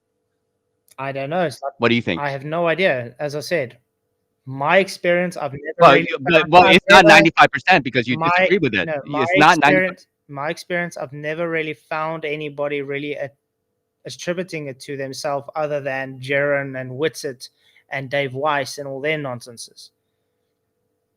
According to your experience. So according to your perspective, it's like less than 50% of the people who actually subscribe to the AE model? I have no idea. You don't know? Like You don't have a said, percentage? You are claiming 95% Well, whatever. of all flat earthers, and I'm telling you, according to my I experience, am. don't see that. I am saying that, yes. So that's I am saying that according to so then my you have to prove subjective perspective. So then you have to But prove you're that. saying that I am incorrect. So I'm asking you, what is your perspective on it? That's what I'm asking. I've already answered you. No one I know has been pushing that unless they were called shills because they've been corrected and they still pushed it. And I think everybody in my chat can literally vouch on that. Everybody we've said this many years.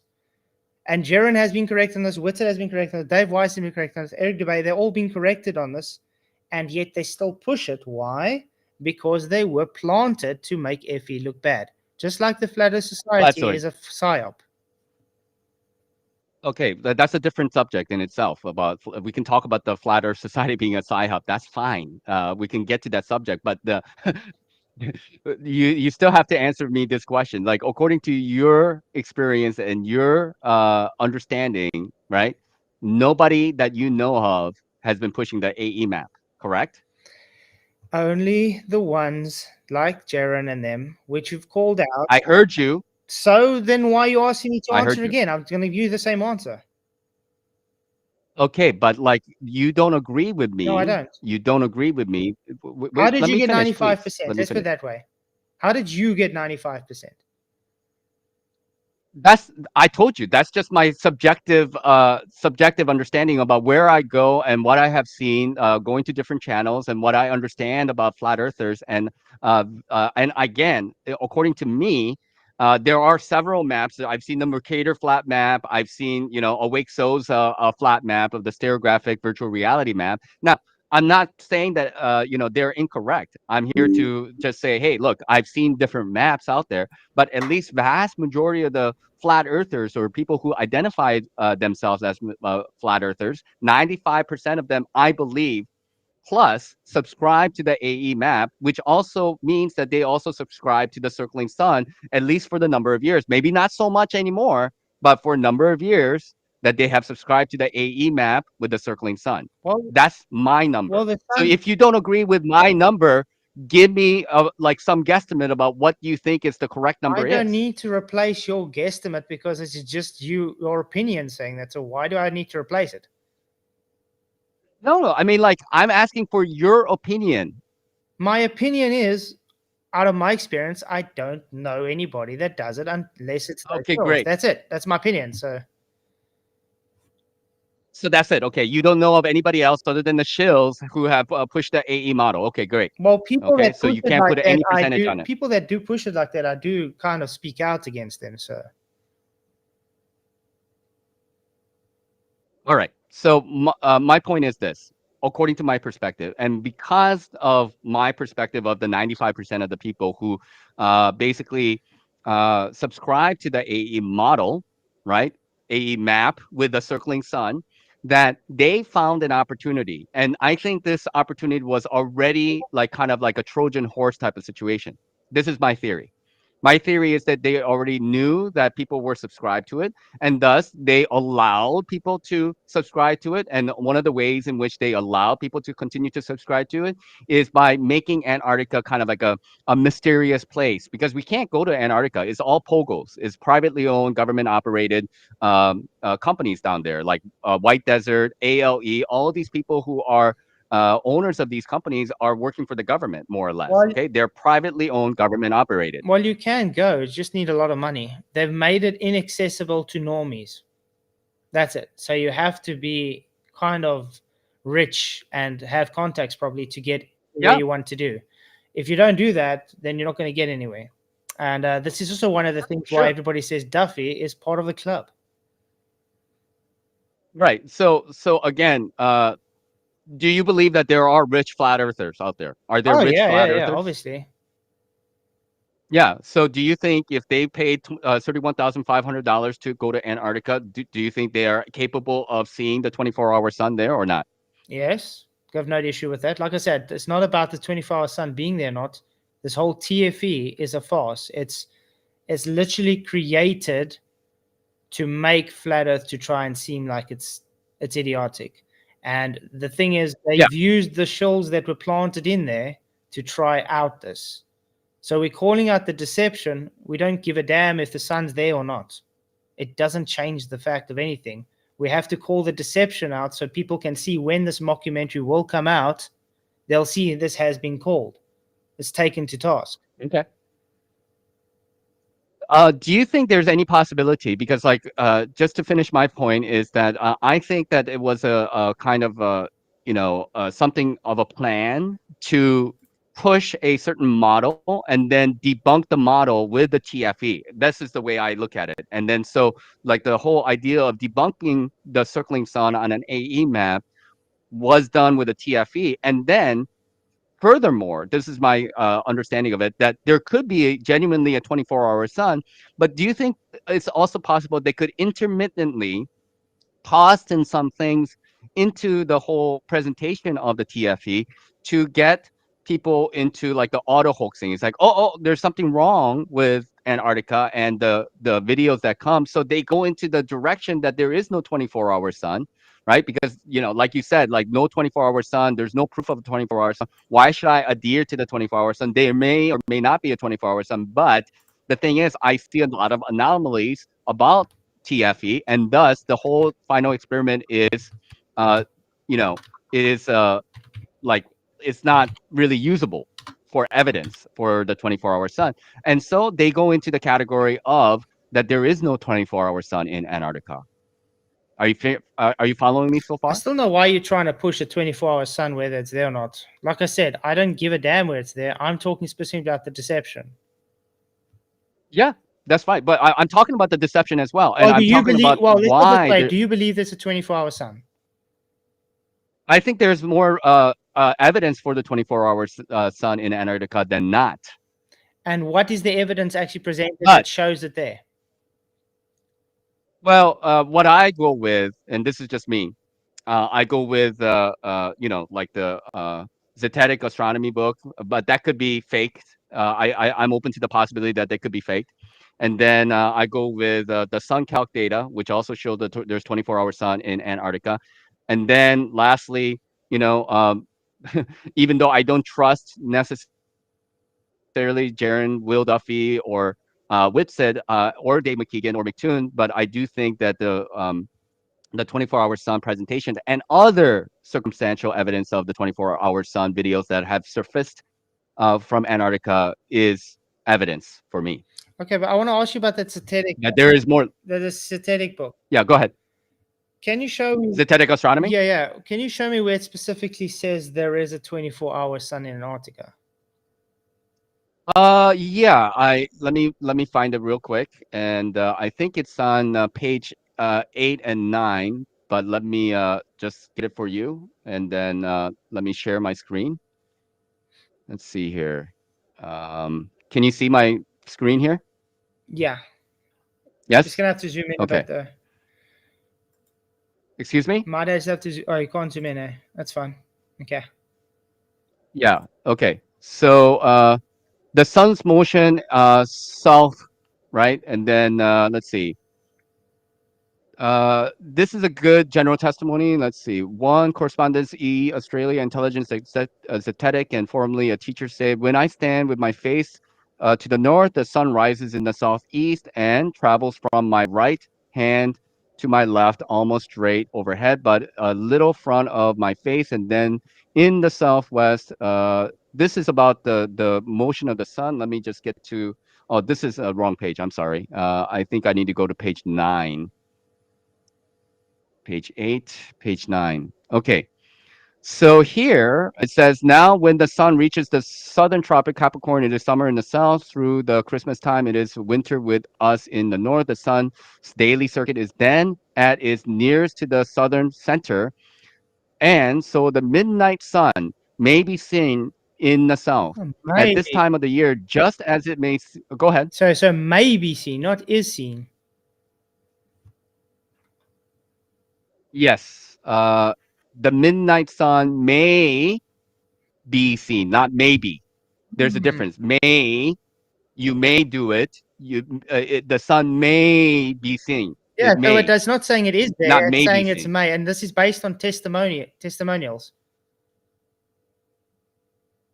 So you're saying it may be seen, like could be seen, like, or are you saying that Yeah. the word here, it may be seen? Yes. because You it's may based- do it. Remember, You this is may. based on testimonials. There's a space between a may and a be. This is- There's a space between a may and a This is be. based on testimonials, and they're saying even if you go read the Flat Earth Society people you guys are following, they say that yes, it may be seen based on the testimonial that you'll see a midnight sun. May, yes, it may So be is that seen. you Yes, do okay. see it or may? You maybe or do. Which one is it? So okay, so you're semantically speaking, you're saying that because they say as it may be seen, you're saying that it is not exactly it is seen. It could be seen, but we don't Let's know. put it this way. Is Another that way. what you're Let's put it getting at? another way. Semantically Did they speaking? see it, or are they taking people's words that they might have seen it? Well, I think according to this, they are accepting what people say that they have seen about it. So that's why they are wording it And this this is way, my whole because it's point. not the people who wrote it. And this is my whole point. Let me finish. Globers say they go to Let space. me finish. Trust me, bro. I'm saying we go to space. Yes, Those it is people, true. those It is testimonials say true. It is true that it could be written in or understood that way, that the people who have written this book wasn't the ones that actually went to Antarctica, but they did trust the people who go there to report to them that what they saw was indeed the 24-hour sun. Yes, I concede that you are correct in that sense. So there's a lot of trust me, bro, in this context. and also what I want to point out, do Okay. you know the people that's saying this were Flat Earth Society? Yeah, we'll get to it. Yes, yes, we'll get to that. We'll get to that. We'll talk about that. Okay. Let me finish this point first, and then we'll get to that. Okay. So at the midnight sun, okay, so again, that the midnight sun was seen south was reported by the late Antarctic expedition. In fact, it was reported that the sailors played card on deck in full sunlight at midnight about Christmas time. See report in various newspapers. So you know, again, you have to trust the newspapers or whatnot. And then in 1898 until February of 1899, the sun is represented as well above the horizon, so that it could shine down on the sailors upon deck at midnight. Though not in harmony with the globular theory, this may be taken as fairly representing the fact of the case and as harmonizing with other known facts which have been reported to us both by Zetetics and globularists. So both of them agree. For instance, we had made inquiries from various persons. So, okay, we're done with that. We don't need to share that anymore. So, anything else that you want to talk about in terms of the fakery of the TFE before we continue on with the what Yeah, the I just want to find out that your Flat Earth source, Society? Go yeah, ahead. your source was now based on Flat Earth Society. I'm not 100% in agreement with everything that they say, but again, it's hard for me to find anybody that I am 100% in agreement. I think some things they say are correct and other things that they say are incorrect. One of the things that they say, like there's two Flat Earth Society websites from what I found. There's Flat Earth Society like .org or something like this. And then there's another Flat Earth Society where Lady Blunt is, you know, you can download her book, this zetetic astronomy and stuff. They say different things. As an example, this is another topic to talk about because you are in disagreement about the rising Earth, and I think this is another category, another topic for us to talk about. But like one of the Flat Earth Society is talking about they no longer believe that the Earth is rising. They actually believe that Earth is stationary. The other one believes that the Earth is rising at an accelerating rate, which I don't necessarily agree with.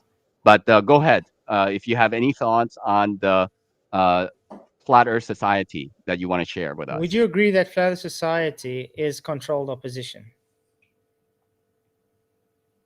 I do not know. They could very well be.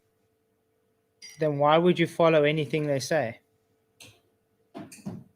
Well, if it aligns or true, it is true because, like, you know, controlled oppositions, in my mind, they it's not like they what they say is 100% not true and 100% is true. That's not the way they operate. They mix truth and the lies together. So trying to listen in on anybody, and then like you know, like for example, you and I, we could be called controlled opposition by somebody, could we not? Yeah, but the point is, if Okay, anybody is so part of a psyop, you shouldn't trust anything they say, even if they put half truths into it. well, not necessarily. It has to match other things because I do believe in what is called like cross-referencing. So, you know, you could say something that I might disagree with, but I might have to cross-reference that with other people and other sets of information, data points, and then I get to a point where it's like, wait a minute, actually, I might be wrong, and Flatzoid could be right about that, and there's more than enough evidence to show that he's being correct about it. So, just because I may not agree with you about certain things, that doesn't mean I'm going to disagree with you about everything. Yeah. No, I agree. You can't agree with everything. But why Yeah. specifically do So you believe the Earth's rising, though? because of how well, because how forces work on the plane. So So let's talk about that. Let's talk about the stationary Earth versus rising Earth, right? Yeah. So you believe the Earth is stationary, Yes, it's observed. okay? And why do you believe the Earth is stationary?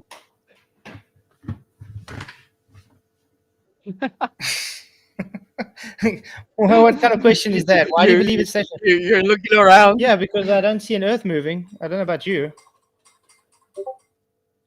Oh, okay. So the Earth has to be like moving unevenly, so that's the only way you're going to believe that Earth is actually. I mean, obviously we can agree that there are earthquakes and stuff like this, but like you believe the Earth is stationary because your observation tells you the Earth is stationary, correct? Yes.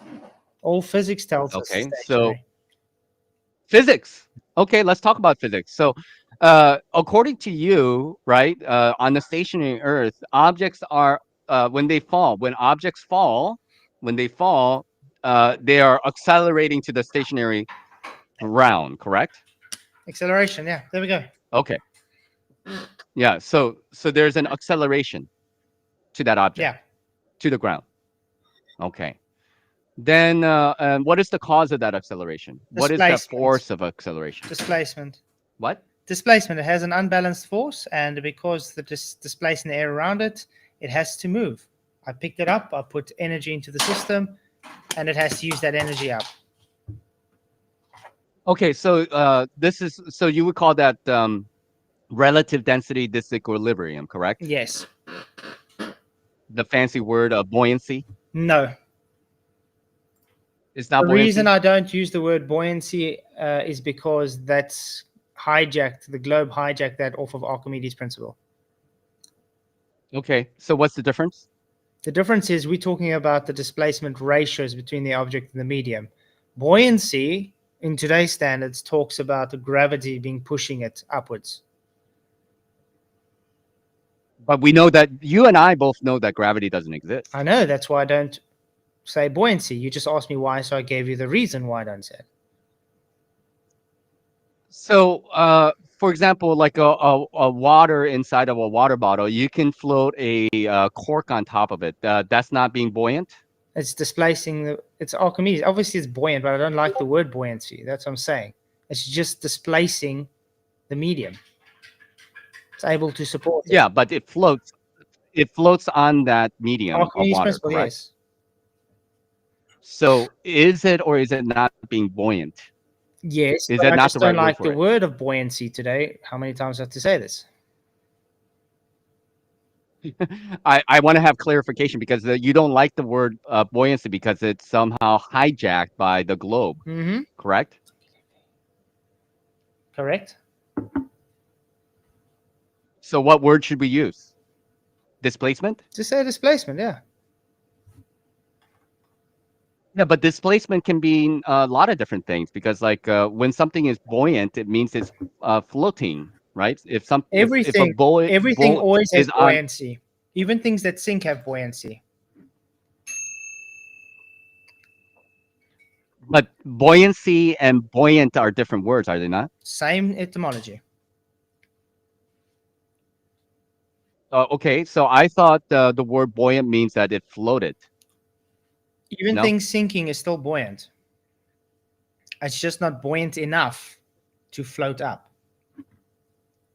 I see. I see. Okay, so things go down because it just goes down. Is basically No, the because the position that you're medium's holding. not able to support it because of its displacement ratio. Now, Things go up now too, by the way. as far as like, excuse me, Things also go up, just to let you know. you have what, 20 minutes? You say? No, I said things also go up, in case you haven't noticed. Yes, things do go up. Yes, things do go up. Things go down. The question is why things go up and why things go down. Yeah, because of the displacement ratios. And what causes that displacement? If something is too dense, or in this case, the cup, you'd agree the air around it is not able to hold it up. That's it. Okay, so When I picked it up, I put potential energy into this cup. I literally had to burn energy to pick it up. Thanks to the law of thermodynamics, it has to be transferred and transformed. So what's it going to do when I let it go? It turns into kinetic energy and it accelerates through the medium. If the medium was able to support this, let's say in mercury, it would hold it up. If it wasn't, like the air, it would accelerate. So it's transferring that energy around to its surroundings. What about accelerometers? Why do you think that accelerometers don't pick up downward Because of its net acceleration? force. Because of its net force. What does that mean? Can you explain that to me? When everything is in free fall, it's falling at the same rate. So like a water bottle, like the liquid, solids, and gases, they're all falling at the same rate together? Yes. And that's why there's no displacement? There's still displacement. Me sitting in this chair, I'm displacing the air around me. There's always displacement because nothing can take the same space as anything else. There's always displacement everywhere. Wait a minute. Nothing can take the same space. One second. You just said that nothing can take the same space as anything else. Yeah. Is that what you just said? This cup. Nothing can take space from anything else. Yeah. Okay. This cup. I can't take the space of this cup. The cup can't take the space of me. I'm displacing the air around me, just like I'm displacing this cup. You understand this? Yeah. Okay. Yeah. But you do know that liquid and gases have displacement when you move it around, right? Like when you move around liquids inside of a cup, like side to side, there's displacement of that liquid, correct? Yeah, and they are moving aside each other, are they not? They're displacing each other. Yeah. No. So why doesn't it happen when you drop? It does. Drop this because it's all. It does. Air and water still. They don't. How can I put this? If I have a pebble and I have another pebble, and I put them together and drop them, they still a pebble and a pebble. They're not intertwined. They don't mix.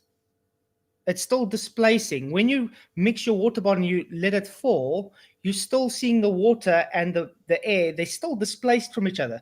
The only reason they're not mixing up is because they're all going down at the same accelerative rate. It's like, let's put it in very simple terms. Let's say you push a car.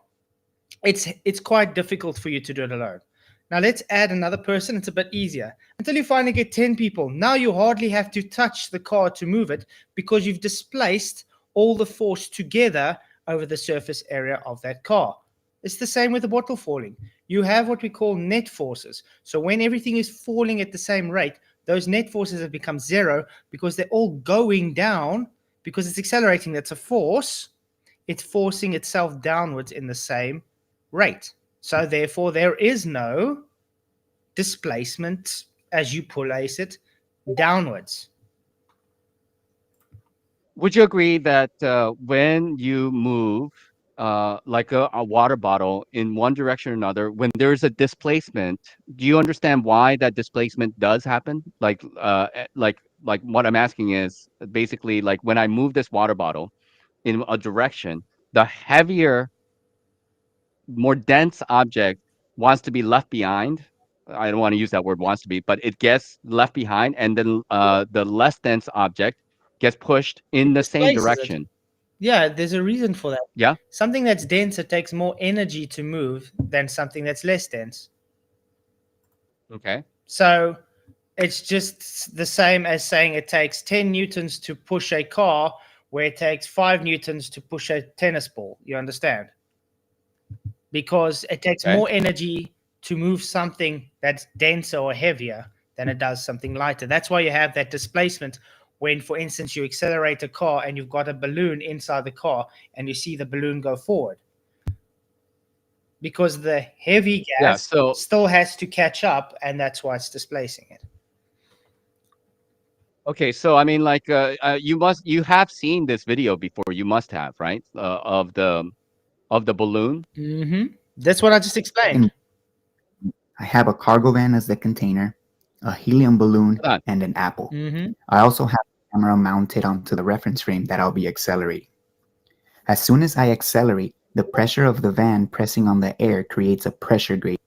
Okay, do you agree that this is something that happens Yes, it's inside of a observable. van with a balloon and an apple? It's observable. There's just one faux pas you guys keep on ignoring.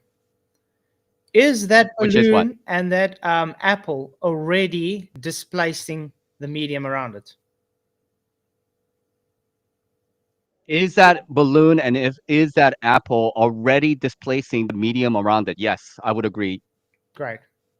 Okay, and in which vector is it displacing everything? which vector? Well, for me, it's an upward vector. There's an upward vector. Where what upward vector? There's no upward vector observed here. All we're seeing is the balloon is less dense. Well, because it's optical. It's optical. You know, like what you're observing is you're inside of the reference frame, but like there has to be a movement. Okay, because what this demonstration is showing you is that heavier objects. So the direction of acceleration is like towards the same as that arrow. Yes. Yes. Go ahead. Yes. Okay. So when you With the most dense air, move the vehicle in the direction of that acceleration, then the balloon is going in that direction, and the apple is going in the opposite direction. Yes. Yes. Okay. So when you have a balloon and then you let go of the balloon and it's going to go up, and then if you have an apple and then you let it go, then where's the vector? Where's the direction of the motion? The vector you got now is an accelerating van. Yeah, but this is a demonstration about how. Listen, while you still got the displacement of the apple trying to go down, and you got the displacement of the balloon trying to go up. You guys literally just ignore that all the time, because all you're concentrating on is the new vector associated with the moving vehicle, ignoring the already placed displacement vector by the objects themselves in the medium. Okay, but like the objects are just sitting there, all right? I mean, like it is displacing what? The air around it, and that's it, but it's not moving anywhere. Okay, let's put it this way. Okay, If you didn't fasten that apple to it, would it be hanging there, or would it just be sitting on the ground? Well, we can talk about that. I mean, like if you untether that apple, right, and then it's sitting on the floor of that van, what do you think it will do? It will just roll if it's not. Which direction will it roll? Which direction will it roll? It depends how fast the guy's driving and how the floor sloped and how the apple sloped. Which direction will the apple roll? Would it go in the opposite direction of the arrow or the same direction as the arrow? Same direction. Okay, so if you untethered that apple and then you drove that van in that direction you think the apple will go in the same direction as the arrow? Yeah. It's, have you ever accelerated a car before and you pushed back into your seat? That's the direction the apple goes if you had to untether it and leave it on the floor. You know why? Hold on. Hold on. One second. The direction of the arrow is the direction of acceleration, as you can see. Direction of acceleration. So you're saying, let me understand you correctly. Is he reversing? If you untether that is he reversing? See the direction of the arrow? Is he reversing? Do you see the direction of the arrow? Is he reversing? Yes. Okay, then no. Then it will go forward. Yeah. Yeah, okay, so direction of the arrow tells you which direction of acceleration, okay? So the apple will be going in the opposite direction. Just the same, it will be rolling in the opposite direction, but now, because it is tethered, you can repeat this test over and over again. That's the reason why it's tethered. Again, okay? you're ignoring... But if it wasn't tethered, then the apple will be... Okay, go ahead.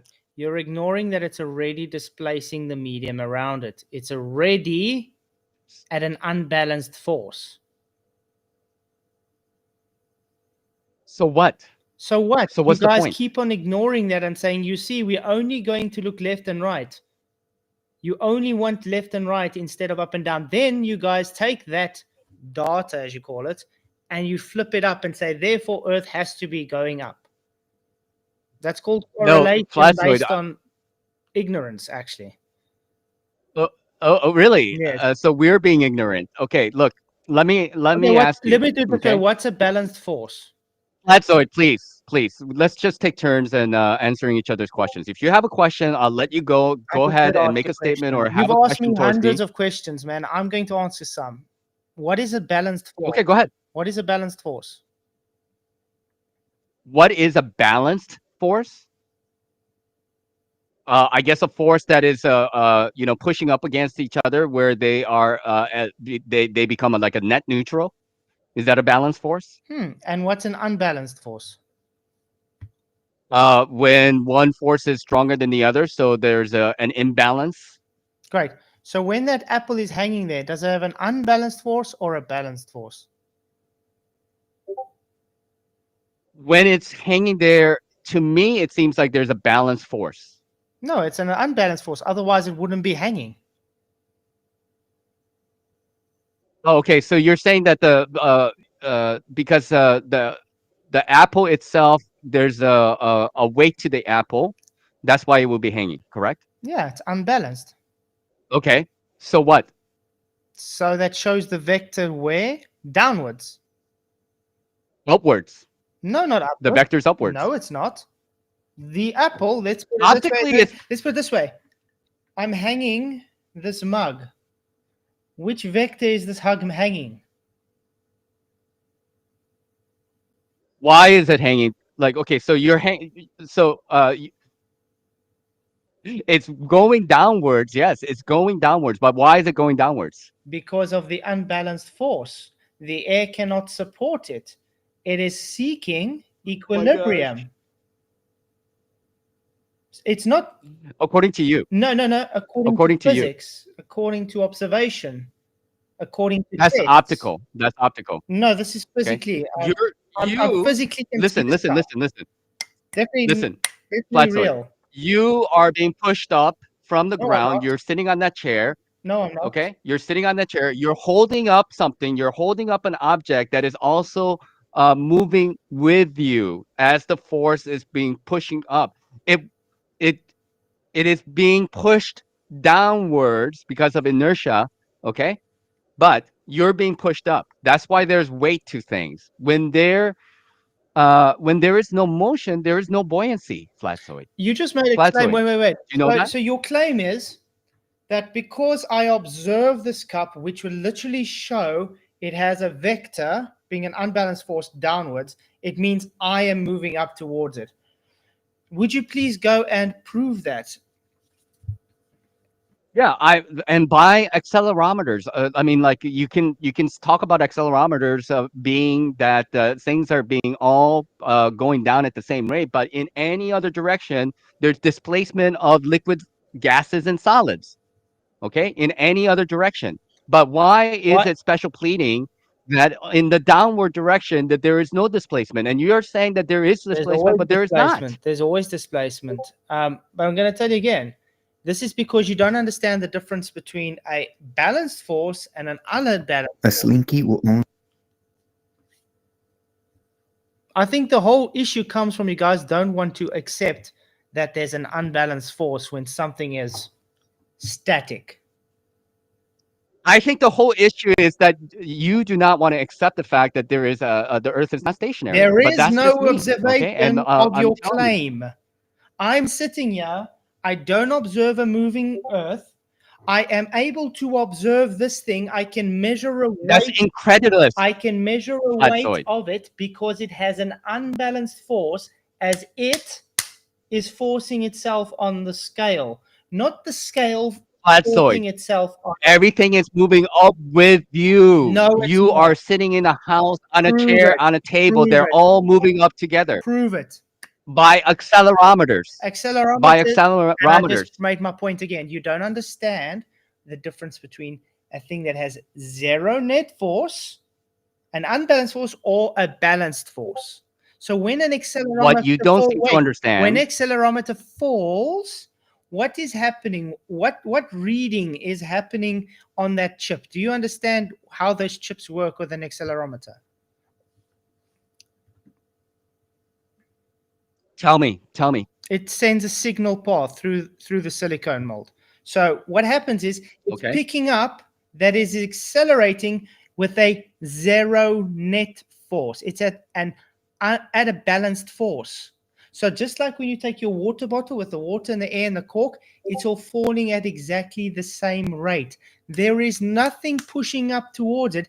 It is going down to the earth, which is measurable because you can stand and watch the bottle fall. This is observable. But here's the thing: if you say that the accelerometers don't pick up because they're all moving down at the same time, then the object that object is not accelerating to the ground. Yes, it is. It's measurable. So you're saying that because optically it's measurable. No, right? It's measurable. You can literally measure things accelerating to the ground. Do you know what? Okay, how? Do you know when? Show me. You know what terminal velocity is? Yes. What's terminal velocity? The maximum free fall speed is terminal velocity. So is the Earth moving faster up when someone hits terminal velocity? Well, this is my thinking about the how that works. If you give me a little bit of time to just explain. So Earth is moving up. Let's say you're on an airplane and then you do a skydive, right? And then you are decelerating, right? You fall off of the airplane and then you fall to the ground. I know you got that face going, right? And then as you are falling, the Earth is rising up and then you're also losing momentum, right? Because you were as when you were on an airplane that was level with the Earth, it was at the same level. So they were all moving up together. When you started falling at free fall, you're picking up speed because you're decelerating. Okay. And of course, you hit terminal velocity because there is like, pressure gradient. And then, there's air that is kind of there due to the pressure gradient, due to the upward vector of the Earth. And thus you hit terminal velocity where you're not going to go any faster. It's depending on different objects, of course. Okay, let me try it again. When you jump out of an airplane, you are at 0 miles per hour, okay? Now you're jumping out. Your speed increases. That means you're accelerating. You're not decelerating. Yep. You're accelerating. These are measurable. But here's the thing. These are measurable speeds.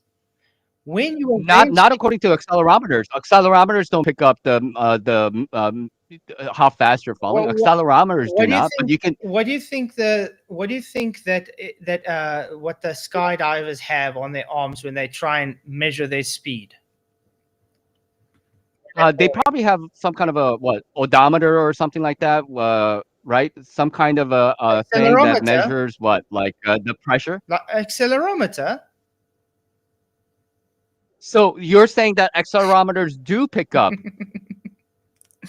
So you can use accelerometers, right? Is that what you're saying? Yes, you can, because if you understand the difference between a balanced force and an unbalanced force, you're able to still measure acceleration in free fall. Okay, so how do these accelerometers work? Because like on my phone, I downloaded an accelerometer and it's not picking up when I drop it. It's not picking up any kind of acceleration. But tell me how the skydivers and their accelerometers work, where it's picking up acceleration. How do they work? Just like an accelerometer should. Okay, but like the way I understand accelerometers is that there are two parts. There's an inner component and an outer component. When they are displaced with each other and how fast it is displaced, the electronics pick up, right? The difference in that motion. When they're all moving together, then they don't pick up anything. Would you agree with that? Yeah. That's how accelerometers work. Okay, so you're saying that they have an accelerometer where it is picking up the speed or the acceleration of their free fall, correct? Yes. So how does it work? GPS. Because it's different from other accelerometers that I'm familiar with. Just trying to see if I can find something quickly. GPS and 3D location tracking. That's how they know. GPS and what? 3D location tracking. Okay, so they're using, let's say fake satellites. You and I don't believe in satellites, or something, right? But GPS what's doesn't GPS? require Like the kind of like a satellites. GPS doesn't require Well, satellite. I'm not talking what- about satellites. I'm talking about they use GPS and 3D tracking so they know their speed. Okay, so like so they have 3D tracking, right? So they have like they're covering up the space. It's kind of like how police use, like, you know, they No. have those kind of like laser guns. No, the 3D radiometers, tracking is just data. Look at it. Look at Yeah, it. Look at so it. Look at it as a mesh, and each point is measurable. Just like if you Okay. see where people take a wall and, like, I mean, you guys did as well. You put the lines a few centimeters apart and you drop something and you observe, so you can work out how fast it's accelerating. That's what 3D tracking does. The data just takes that mesh from the GPS and it's telling you, okay, you're falling at this rate. It's measurable acceleration without an upward moving Earth. Okay, so let me understand you correctly. So they have, the skydivers have a device where they can measure their acceleration. That device is linked to some kind of a 3D tracking device where basically No. it's sending 3D them information. tracking- No? Okay. 3D tracking is just the data accumulated over the invisible software mesh they made when they're tracking them through GPS. That's it. There is no invisible 3D thing that you're trying to say. It's literally just data. Okay, It's ones and zeros. Okay, what I'm asking is, you are saying, you made a claim that when skydivers fall out of an airplane, that they have a device that can pick up their acceleration, correct? And I just told you they do. I told you how it works. Yeah, through the 3D tracking system. Through a GPS, the 3D tracking software. Okay. Wait. So the device that they're wearing is connected to the 3D software, No. right? Or is it They call it by 3D itself? tracking. It just works by itself. They call it 3D tracking because it's spatial awareness. It's in 3D space. Oh, so it knows that it's in a 3D space, and when it's falling, when it is falling, because you can drop whatever that object is, right? That accelerometer. You don't need the skydiver. You can Okay. just drop it, so it would know exactly what position it is in the sky as it's falling. Oh well, I didn't know that. Let's just imagine a box. That's Let's imagine a box. Okay. Now that box is the volume of that 3D space. The skydiver jumps out the plane. By the way, sometimes they move left or right. They go follow wind. So it tracks where they're going, what they're doing, if they're slowing down or speeding up. It's just data. And this measurable acceleration is without a moving Earth. So that's what the machine does. Whatever that accelerometers that they're doing, that it measures, like you jumping off the airplane, and then it tracks exactly how fast you're falling, how far you're falling, all this kind of stuff, and which direction that It you're even falling tells you as how well. far you are ahead of the ground, over the ground. Yeah, so you know when to pull your parachute. Wow. Okay. I had no idea such devices existed. Okay, so and what happens when you pull your parachute? Well, this is my opinion. This is, again, I will speak for myself because I don't speak for any group. But so far as I understand it, that there is a pressure gradient that exists on the surface of the Earth. Okay, so the air is thicker towards the bottom and is thinner towards the top. And then when the parachute opens up, right, it catches the air particles, right, and it's effectively slows you down. It's displacing, yeah. It's catching the air and it's displacing, so it is slowing down. I agreed. So not an accelerating Earth then, just normal physics. No, I don't think the Earth is accelerating up myself. I think it is at a constant speed. That's just my personal opinion. But isn't that isn't that constant speed an issue though? Because also, let's say let's take it back in your car example, you're driving. I can accelerate. I don't accelerate now. I'm just driving 40 miles an hour, whatever. Okay. Yep. Yeah. It's not going to give me any displacement function. It's not going to push anything back or anything, because everything's moving constant at the same rate. You literally have to have an acceleration for me to have to push me back to say, okay, it's giving that gradient, that vector. Yeah, this is a fair question, and it's been asked quite a bit, and basically has been used a lot to debunk the upper vector. So this is my personal response to that. So whether you're on an airplane, whether you're on a boat, whether you're in a car, right? When you're going at a constant speed on that, you don't feel the backward acceleration, right? You don't feel the push so much. Initially, of course, we've all flown on airplanes, and when you take off, you feel the little bit of acceleration. So the point being, the steel manning your argument is that you have to constantly accelerate in order to feel that acceleration. No, to have the And vector. if you To have the vector. listen, wait. Let me finish. Okay, let me finish my statement. So the statement is, or the idea being is that one must be going at a constant acceleration on an airplane or in a car or on a boat to feel that pull, right? And if they go at a constant speed, of 100 miles an hour or 1,000 miles an hour, then they are stationary. No. Within the vessel, within the vehicle, within the airplane, they are more or less stationary. You can go 600 miles an hour on an airplane with a cup of water, and it will be still. But that's my point. It will be still. That's my point. Which is the vector? Yeah. I understand that. I understand that. I understand that exactly. So the point being is that there are two vectors to be working. You have to be working with two vectors. One is that there's already a constant vector of the upward moving Earth, and then the vehicles on top of that are working on top of that. But so it is true for the vehicles on top of the upward vector that they would have to constantly accelerate in order to feel the pull. But for the upward vector, I think it's not the same story. It's not exactly the same scenario. But okay, then just another question. What do you think the Earth is rising into, though? I don't know.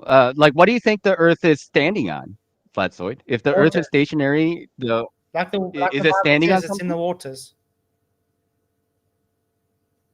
Okay, but how far does the water go?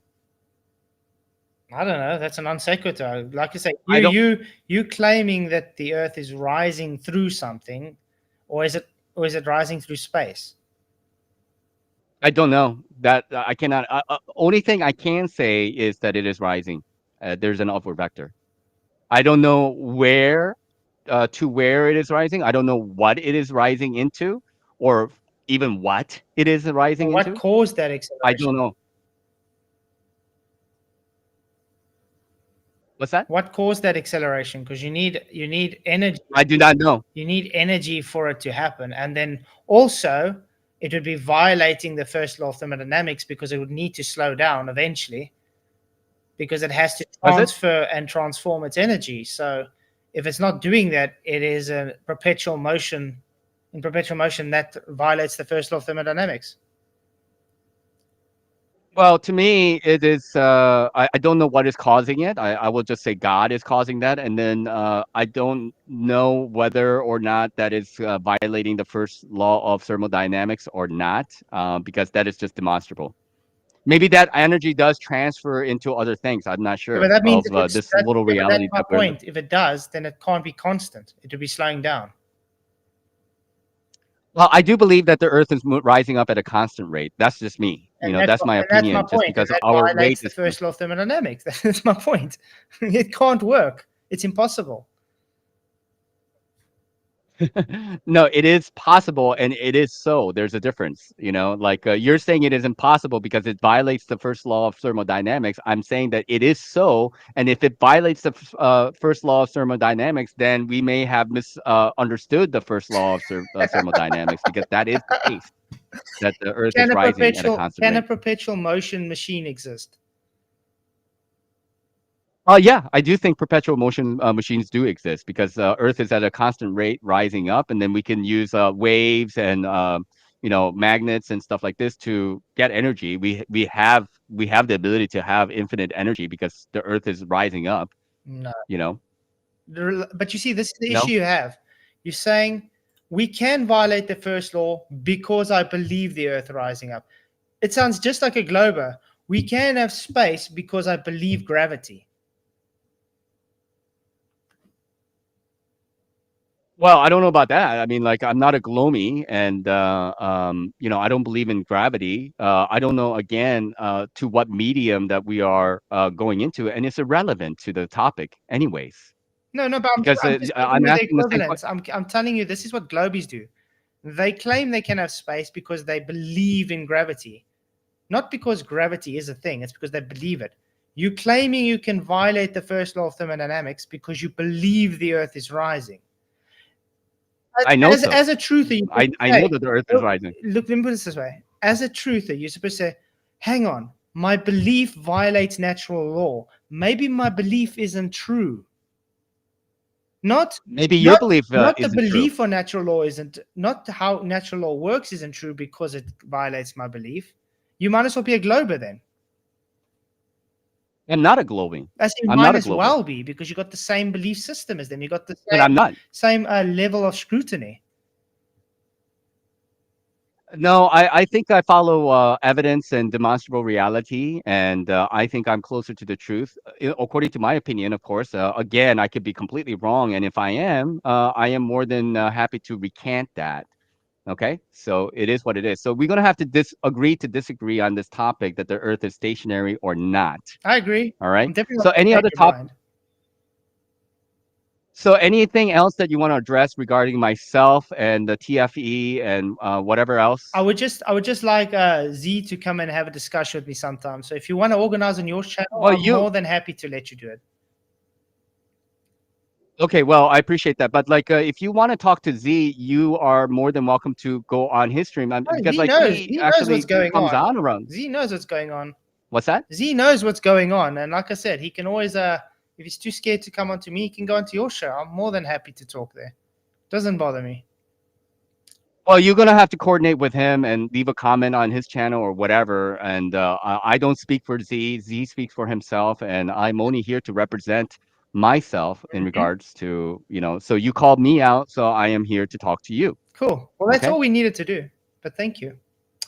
All right. So I appreciate it. Man. So I have one more, couple more questions. I just want to have some clarification. Like, I'm just kind of curious, and this is something that's been kind of bothering me. Like, you got donated a camera that you're going to use for your No, I never got stream, donated and a I'm camera. just out of curiosity. I bought a camera. They donated money for my camera, and I do actually use it, by the way. How do you think I did observations as well? And it's okay. So that's the 4K camera. No, it can take photos in 4K. And can I just ask you how much you paid for it? It was a second hand, so I paid 950 Rand. How much? It's in Rand, so I don't know how much it is. What you get paid in dollars, so I don't know. But it's second hand. I bought it at a pawn shop. Yeah. Let's put it this way. Let me put it this way.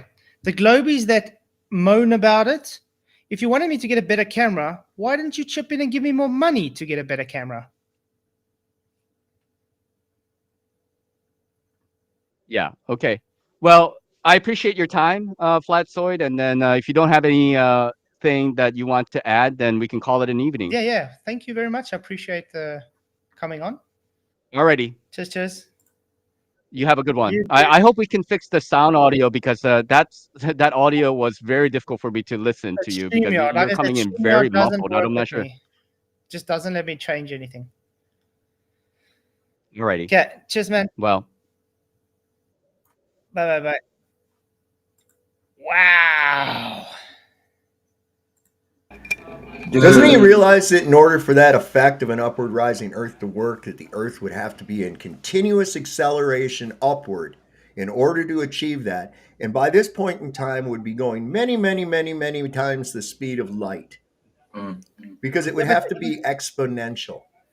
And but that's what I already said that. He just didn't accept it. And then when I tried to explain to him, okay, but then if it's constant, it's violating the first law. Oh no, but then we don't understand the first law. It's like, oh my God, I know. Anything to eat that fucking upward rising Earth shit. It's like, what kind of a cult? And I'm glad they have it. I'm glad they have it, because that's separating the wheat from the tares right there. Absolutely. Get the fuck out of here with that stupidness.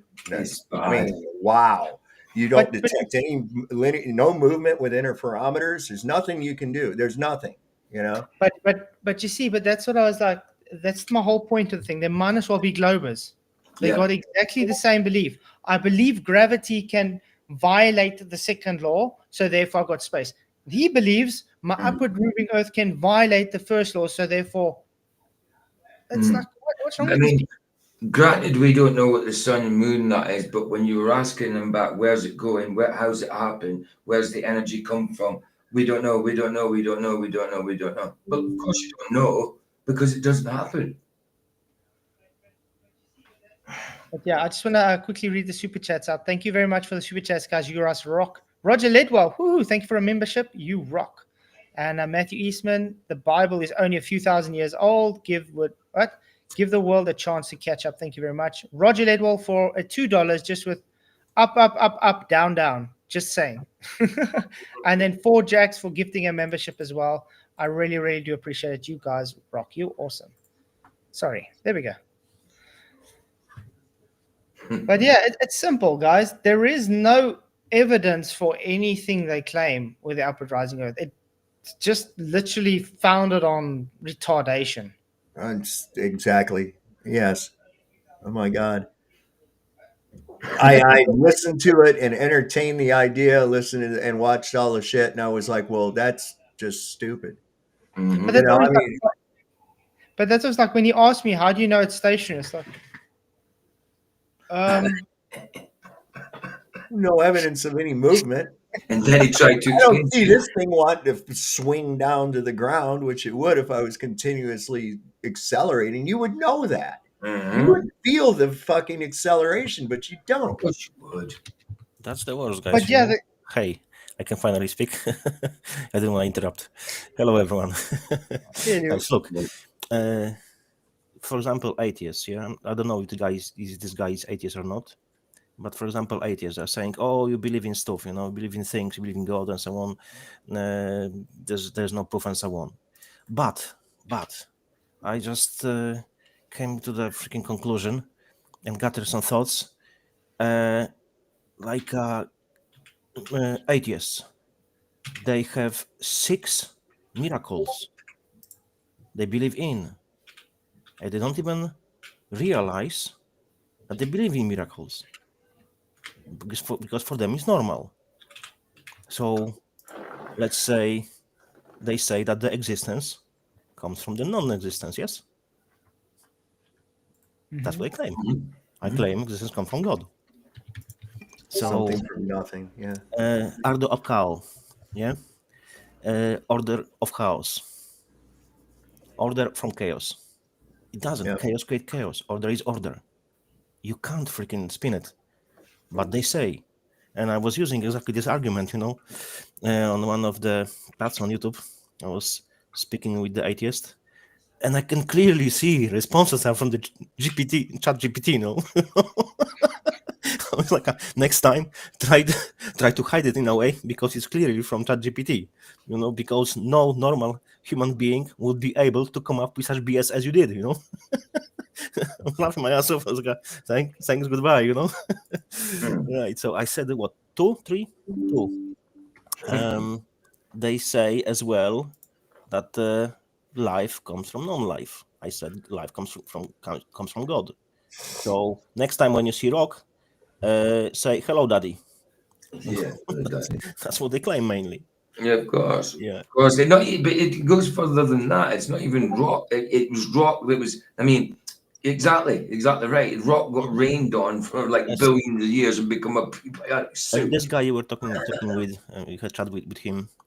He's atheist. He's Catholic, Christian. What's his faith? He's New Age, I would say. Okay. So yeah, that would be, so Yeah, he would believe in the.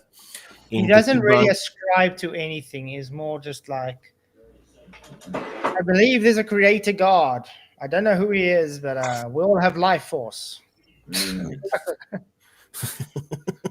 Yeah, I know that the Earth is upward rising. I don't think it is. I know it is. How do you know that?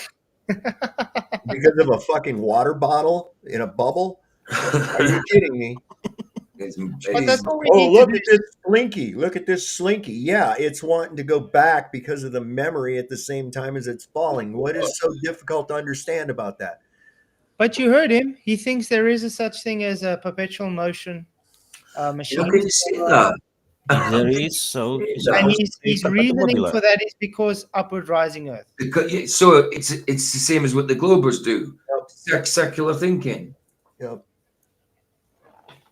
That's why I'm like, yeah, all the people that want to go with that, go over there.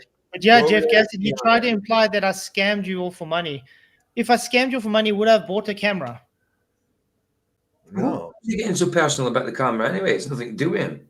The only ones moaning about it are the Globies and now Natch, obviously. But like I said, if they have an Don't issue, mind them. It's no let's put it point. this way. If you have an issue with my camera, give me more money and I'll get a better camera. How's that? Yeah. Exactly. Once I was living with the guy, and he was working on a construction site. No, not like a guy, just friend, yeah. And he they were destroying buildings or something, and he got like an industrial camera, and he was sitting on chatting with girls and so on, women, and the view you could see it was like a freaking HD, and it was like 10 years ago. It was awesome, man. He somehow connected that, to the computer. I was like, how do we do that? And he just tinker it and connect. Man, that was really awesome. Mm-hmm. Madness.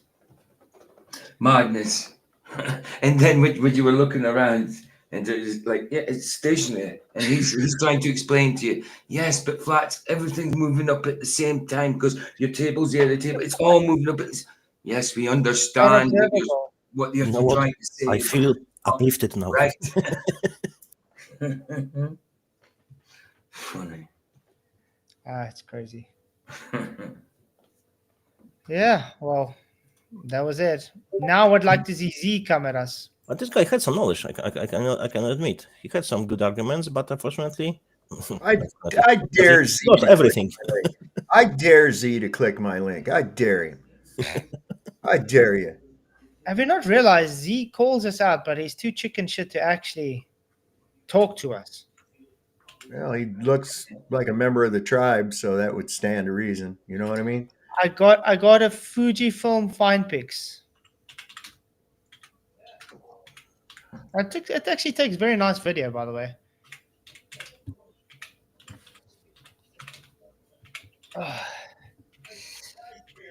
But yeah, I guess I need to go sleep. What does that turn out? 20 degrees. It warmed up. Oh, nice. That's Fahrenheit, so I don't know what that turns out to be Celsius. It's below 0 Celsius. I know that.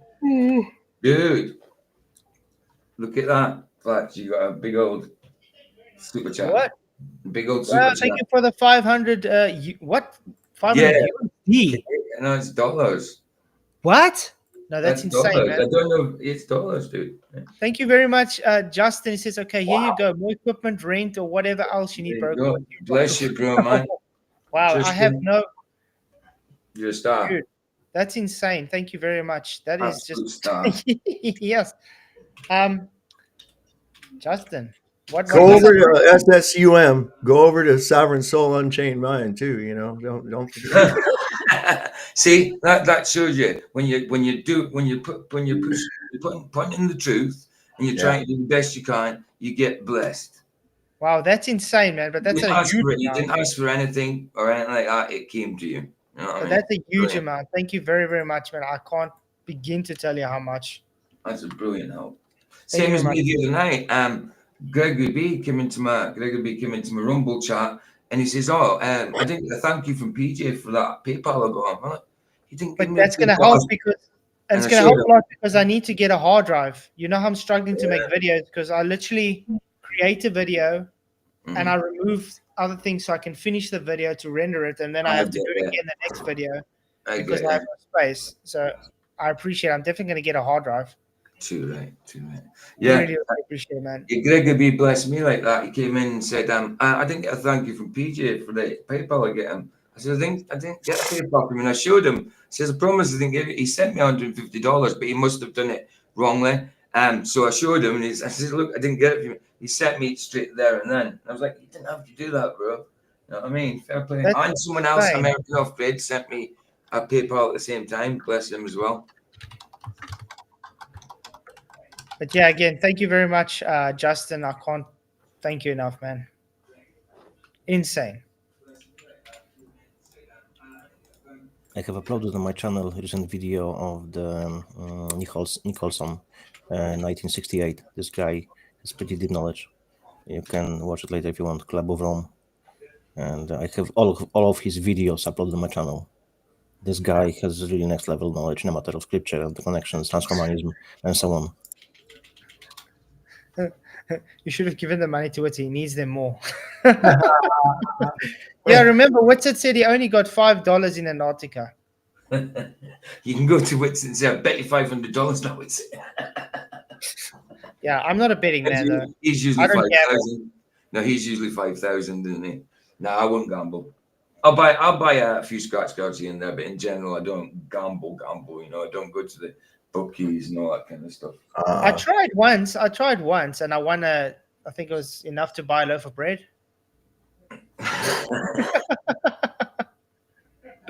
I remember one time I worked in this store, and these girls that worked in there, they were hooked on those scratch off lottery tickets. I call it the idiot tax.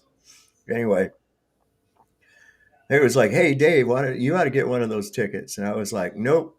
I said, "I learned my lesson." And this time those tickets was only $1, right? I said, "I learned my lesson. I bought one of them tickets and I lost, so I'm out $1." So finally they talked me into it, you know, and I said, "Okay." So I bought a ticket.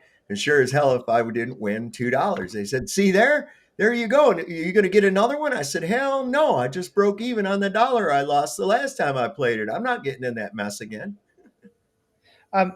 So do you guys think I should get another camera, a proper camera? It's entirely up to you. Because I'll probably be able to afford one with that. So it's called taxing the dreams. If you do, what would you do with that one? Would you pawn it to get some more money towards it, or No, just I'll keep this one because I use it. It's actually, it doesn't do bad. Yeah, it's cool. It's cool. But then I'll get maybe like a Canon EOS or something. It's entirely up to you, man. I see they're not. I can pick up a good secondhand for not bad. But yeah, if anybody else has any idea which ones to get, just let me know. Which is a good, affordable. It's about that banner. It's about 450. If it's about a 425, I would say, banner. But you've got to remember, YouTube take a lump of that as well. So it won't be that amount completely. You know what I mean? Yeah, I got a Fujifilm Finepix S1500 600. It makes it really. It doesn't do bad for such an old camera. I'm surprised. The only thing I would fault in it is if you take video, you can't zoom in and out. So you must already zoom in before you take video. Okay. Photo is very good. I think this type of camera is a good camera for someone who's starting off to do camera work. You can learn on it quite well. Nikon P1000. That's gonna go to like 23 grand, yeah. So that's they're quit making them. Yeah. Signed a deal with NASA. Yeah, let's see. The cheapest one I can get now used is 16,000 rand. Insane. Brian Shuka says, "Hi Flatzoid, don't forget you will need a lens for the Canon camera." Also, yeah, that's without the lens. That's why it makes it so expensive as well. Yeah. Thank you, Roger Little, for your $2. It says, "Justin, you rock. I concur." Thank you very, very much, man. Absolutely, man. But yeah, if you guys have any ideas on what kind of camera I should look at getting, let me know. Obviously, one that's not going to cost too much, because I definitely want to get a hard drive as well. Aye. Need a hard drive. But yeah, thank you very much. Still hitting me a bit. Okay, So what do you guys have to say? Do you guys shows going on? I've got one tomorrow. I've got one tomorrow at 2 p.m. I was thinking about doing something tonight, a boxing documentary or something, but I'm not set on that. I'm not saying that. Yeah, but tomorrow, tomorrow, and I mean, it was more of a conversation you had. If it was a debate, you would have mollicated him because he knew not enough. And it's just silly to even think about. I can't believe people are taking it seriously. Seriously, can't believe they're taking it seriously. It must be how a glober initially feels about a flat earther, you know. It's what? No, Justin, don't send. You send enough, man. You sent enough, man. Thank you very much. Wow. But you're having a show later? I think I've got the bird flu, man. I might not. I don't know. We'll see what happens, how I feel later. I'm going to try to drink some turmeric milk and see if I can get back. But I'm just like, I don't know. I'm detoxing somehow. You do sound a little stuffy. Yeah, it wasn't much fun this morning. I got up and it was like 11 degrees outside. I had to go to work. Luckily, I only have about a minute and a half commute to where we're working at. And, you know, it was pretty light shit that we had to do. It was all trim work. And now we're taking down some cabinets. And we had some new cabinets delivered that we're going to put up in this place. The more we do, the more we find that needs to be done. And that's what I find. That's what I told Mike, the guy I'm working for. I says, that's what happened when I did my basement, man. I says, you think you got it all worked out, but you're going to find shit and you're going to end up going, damn it, I'm going to have to do this here now too. And I got to do this. Yeah, you got to. Yeah, you got. Started out just cleaning up the place so that new people can move in. But you let two carpenters loose in a place like that, and we're going to start having ideas. I was going to say, thank you, Sandra, for your £2. He says, blast the super chat, show your appreciation. Just hit the likes and share. That's all you need to do. But thank you very much, man. You guys rock. Okay, unfortunately, I'm going to have to end you. Okinawa. I'll see you all tomorrow night. It was exciting. It was a decent enough conversation. He's just, I'm incredulous to it. I really don't understand how grown men can believe it's continually going up. I don't think he understands that it would have to be continuous acceleration. I think that's where his roadblock's at. And like I said, that would mean that the Earth is now traveling upward in excess of multiple light years. Well, I do hope he looks into the equipment used for skydiving, because he obviously was not under the comprehension that you are able to measure acceleration down. Because he only gets the information from Dal that, accelerometers you can't use, it shows 0, so therefore you can't measure acceleration. And that's what they all base everything on. They don't understand there is other ways to measure. Yeah, those things are cool. What they've got them set up so that they're like on your leg. It's strapped to your leg. And what'll happen with this thing, like if you get knocked out coming out of the plane or something, when you get to a certain altitude, if you've not pulled your ripcord yet, it will pull for you. It just does it. Yeah, it doesn't matter. It's in case someone blacks out. It has a safety. So it tells you how fast you're going and what feet you are above the ground. If you're not pulling after a certain, it pulls automatically. It's actually very interesting. That's why when we used to jump in the military, you have a static line. And you strap up to this cable. And then when you go to the door and you jump out, that strap pulls your ripcord. Your chute is deploying as soon as you go out the plane. Whop, it's done. Next guy, count to 3. Done, like that. You try to judge it at 500 feet, you're not going to do very well, man. You were jumping from the back or from the side? With some low-level jumps, you have to do that. The longer you're in the air, even though it's against Geneva Convention, they're going to shoot you while you're floating down, man. That's all there is to it. So you were jumping from the back of the plane or from the side of the plane? I jumped from the side of the plane. Okay, so you needed to have a big jump, yeah? Yeah. So you wouldn't get to the freaking side of the plane, yeah. Yeah, I never did out one of those ones that the back opens up like a ramp and shit. Those are easier. Those they don't use those in jump school. I don't know, maybe they do now, but I wasn't wanting to be in an airborne unit. I just wanted the wings so I could wear those cool boots with my uniform. Was your pilot switching off the motors, engines, so the plane was fucking going down? Like No. Your stomach was going up to your freaking mouth. No. That was fun, man. You just go out, and I'll tell you what, man. That's you're all hyped up, you're ready for it, and everything like that. You see the guys in front of you get up to the door, and you see a guy go out. It's a different story when you get to the door. Yeah, it's like, no, this is a completely unnatural act, and you hesitate just for a minute, and they just push you. Yeah, kicking the ass. Literally, as with the guy who is literally switching off the engines, and plane just drop down like a few hundred meters, and you literally feel your freaking stomach in your fucking nostrils. Yeah. Listen, if I hadn't, if my chute hadn't opened on that first jump, because they pushed me, they pushed me out, man. I hesitated. They pushed me, and if my chute hadn't opened up, I would have went straight through the earth to hell just for the torrent of obscenities that I was screaming until that chute deployed. It seemed like it took a month for that fucking thing to open up. I was like, oh. Did you think it wasn't going to open? Oh my God, yeah, because time goes by so slow. You can see the rivets in the side of the plane on the way down.